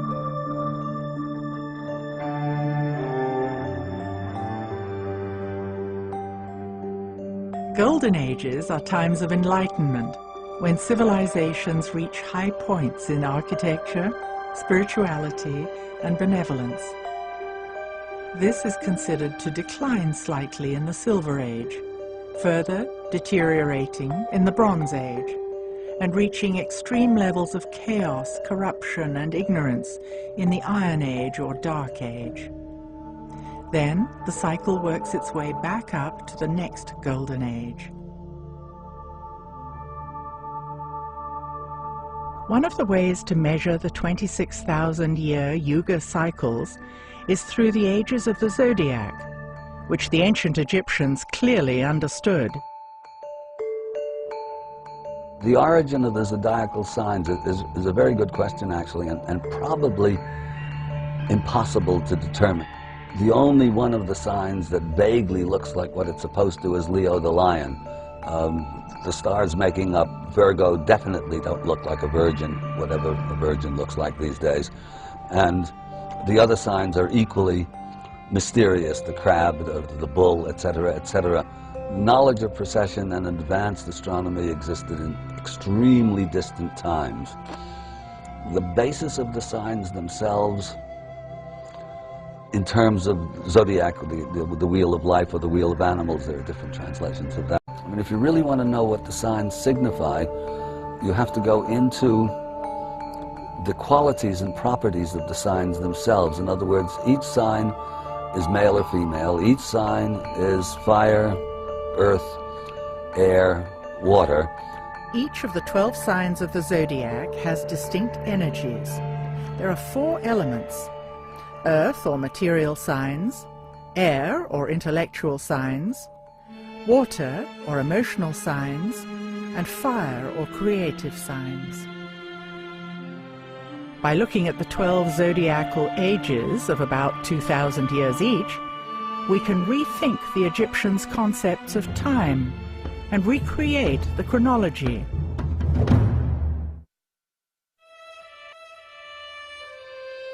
There is a gap in our historical record.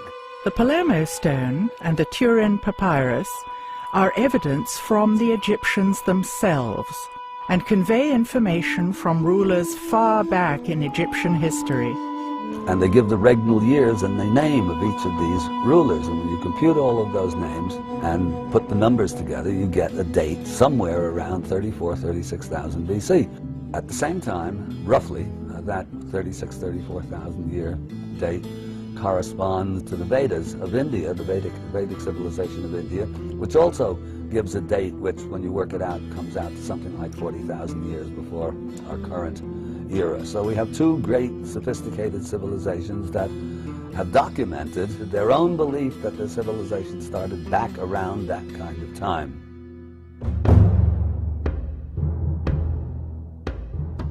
It is interesting to note that this is roughly 1.5 precessional cycles ago, dating back to a previous golden age.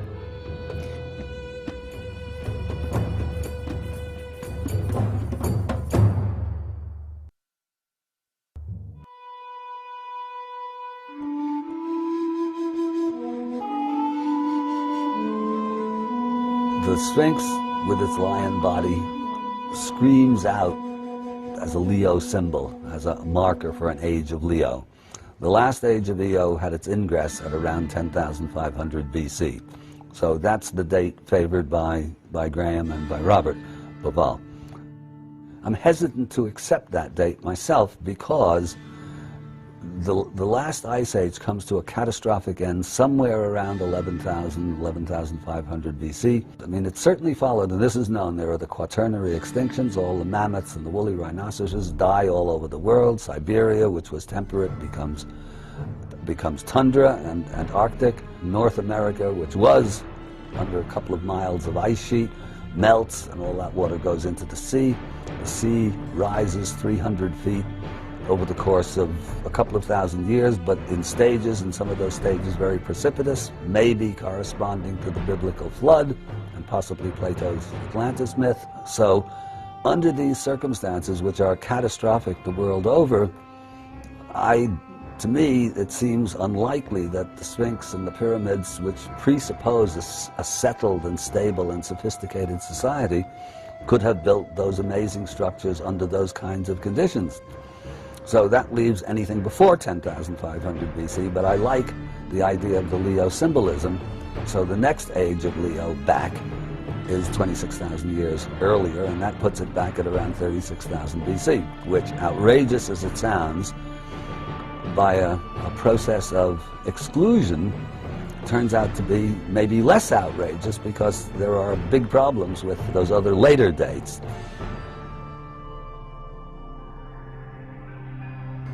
Looking at the weathering on the Sphinx and the Sphinx enclosure, that weathering was clearly formed by runoff from precipitation.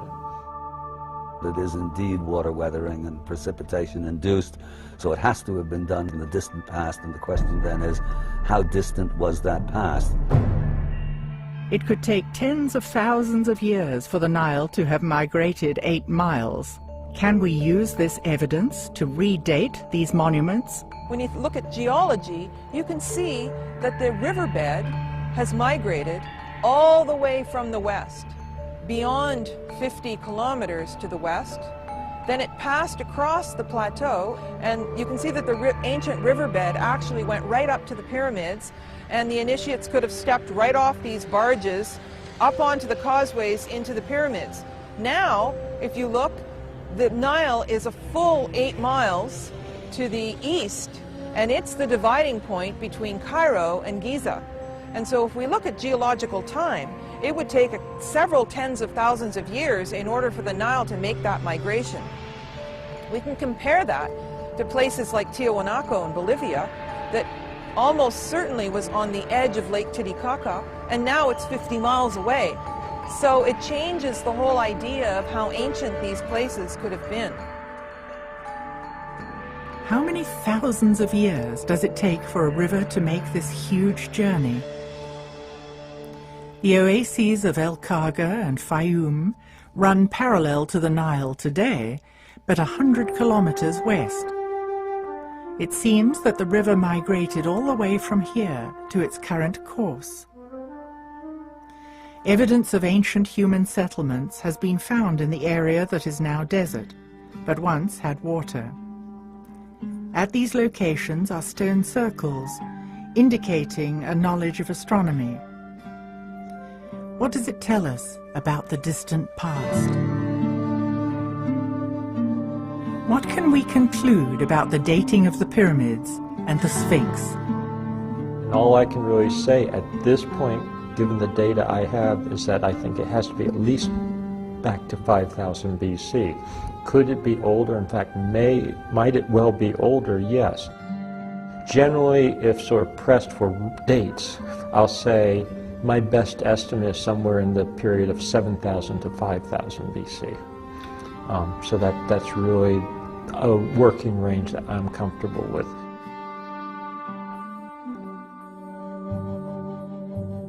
We're also finding elsewhere in Egypt and around the world that other things were happening in that same period, 7,000 to 5,000 approximately BC, that to me puts the Sphinx into a larger regional and global setting, that it's not just an isolated thing. It doesn't seem as isolated as it did 15 years ago when we had less knowledge. You come to tentative conclusions. If more data comes in that seems to indicate something else, I don't ever want to be afraid to change my conclusions or go where the evidence takes me. I'll stick with my extreme 36,000 BC date until proved otherwise, and if proved otherwise, I will change my mind.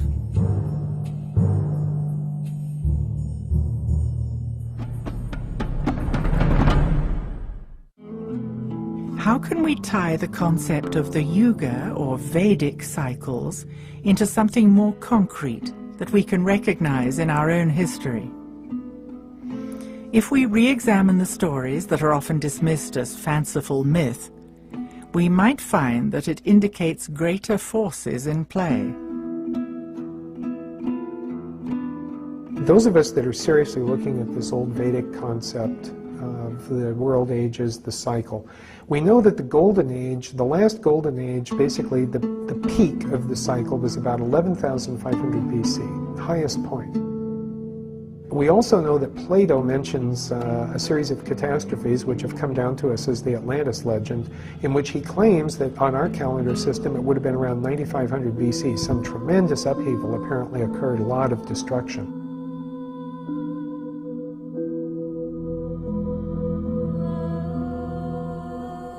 Isn't it also possible that for all of those maybe several thousand years, whatever those catastrophes were so cataclysmic that even with that silver age or golden age consciousness, they weren't fully able to recover?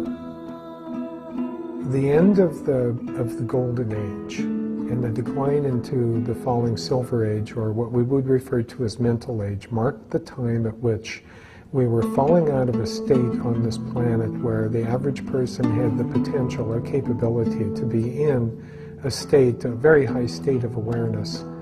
And they were a far more enlightened and benevolent society than we would be able to even imagine now, but they were beginning to lose that almost divine state that exists in the Golden Age. And as they started to descend into the Silver Age, there began to be more of an emphasis on what we would now refer to as sacred sites and sacred structures.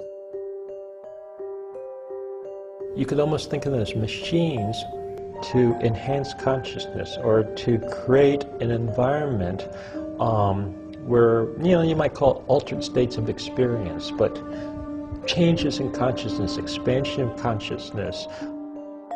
What these were really intended to do, it wasn't so much for the selfish purpose of, for example, boosting up a few individuals. This actually had to do with a much larger global perspective.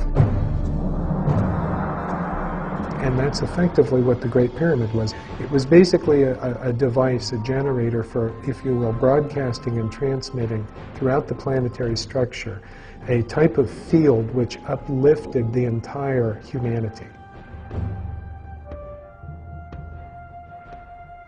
For at least 1,000 years, this structure performed beautifully. My guess is that it probably did a lot to help offset the fall into the Dark Ages. And I think what the pyramids did is that for those individuals that were at least somewhat receptive, it kind of kept that energy polarized into the higher centers. This is very real, and I think this is very important. It's like great art or great spiritual insight, expansion of consciousness.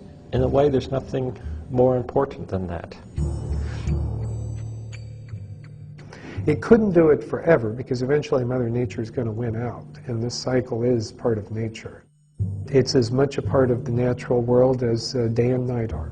We have the ability to grasp those electromagnetic forces and the more fundamental forces that underlie those, who basically prop up humanity for a while using the system.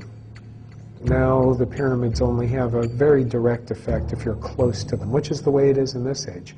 You know, if we go stand in the pyramid, we might feel an effect like that. But I suspect thousands of years ago, you didn't have to be near it. I think it was probably a global effect.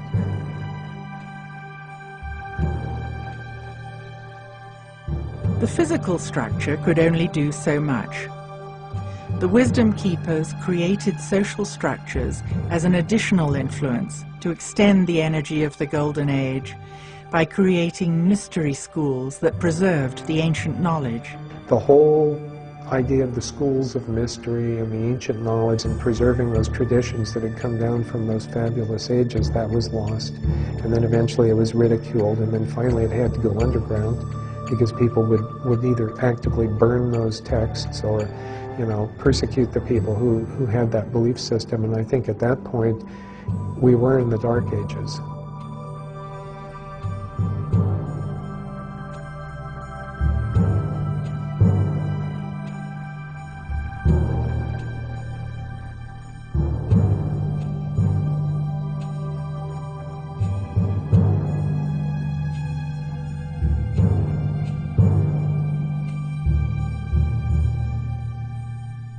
The exact end of the cycle of darkness is approaching. Each winter solstice before 2012, our sun comes into close alignment with the galactic center. This means we are beginning to feel the shift of energy already, even though the exact conjunction is December the 21st, 2012. So all signs point to the interpretation that we are deep into the period of increasing darkness. What happens at the end of that downward trend is a turnabout. And I believe that that's where we are right now in history. The Mayan material for 2012 basically indicates this turnabout point, this point of maximized spiritual darkness. But then in the cycles of time, we turn the corner, and we have an opportunity to open up to the transformational energies that can sweep us into the next cycle. I hope that the Mayan ancestors trying to interpret the few writings that are left are correct, that it means there's going to be some quickening or something like that. Because that would actually go with our latest understanding of the yugas. What a yuga cycle really is one precession, the equinox. And you know, using these later scholars' interpretation, we're actually in the very early stages of consciousness accelerating. It has to do with the opportunity that we have to open up to the divine wisdom, to the transformational energies. But it always comes down to free will. Nothing is predetermined. It always comes down to a choice that we all have to close down in fear, succumb to fear, close down, become more limited in our consciousness, or open up to the blessing of the connection to the higher wisdom that is symbolized in the Maya tradition by the galactic center, the womb of the Great Mother, that which can transform and renew.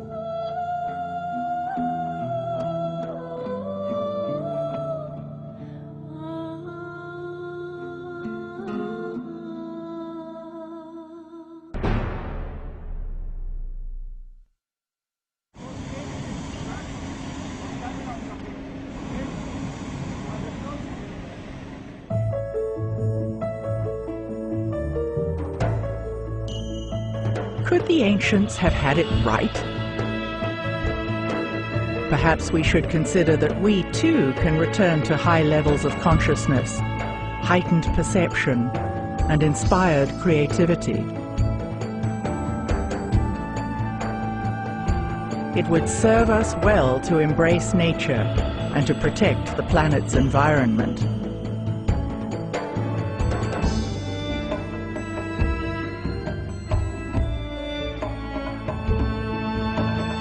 Can we go beyond religious dogma and allow ourselves to imagine what lies beyond death?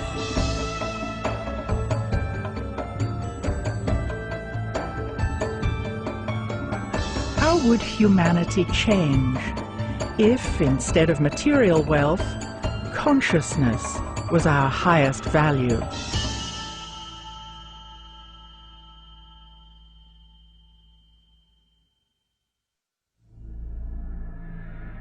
The ideas depicted in the Pyramid Code revolutionize accepted beliefs about the purpose and the age of the pyramids and the Sphinx. Clearly not tombs, these ancient structures may have been used to access and transmit a type of energy that affects human consciousness. We have seen concrete evidence of high-level technology with laser-cut crystals, polished black basalt floors, and curious and sophisticated instruments, including those that generated energy from sound and light. Looking at the old riverbed, it seems clear that the Nile has migrated over time, and that it once flowed to the east of the pyramids. The ancient Egyptians built temples using sacred geometry corresponding to cavities in the human body. They had a profound belief in the significance of the stars and how the patterns of the constellations corresponded to our place in the cosmos. They understood large cycles of time, and they kept meticulous records of the motion of the stars and planets. The ancients had a deep respect for the sacred feminine principle and the importance of balancing the sacred masculine and the sacred feminine. From pre-dynastic to dynastic times, the ancients maintained a deep reverence for nature.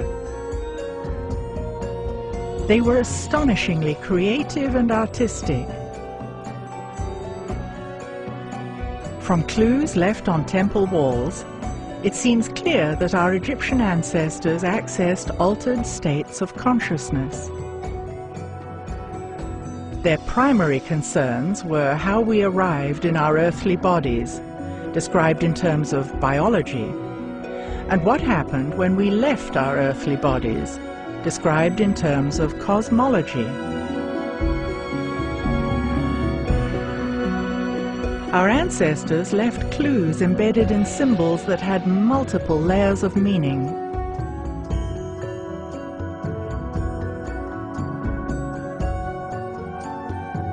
They were empowered humans, using the full capacity of their senses. Today, our planet is in trouble politically, economically, environmentally, and morally. Many will agree that corrupt people hold places of power. Citizens are taxed beyond reason, and riches are amassed by an elite that controls the world. With all this evidence of the sophisticated science left by the ancients, can we still uphold the belief that we are the most advanced society that has ever existed on planet Earth?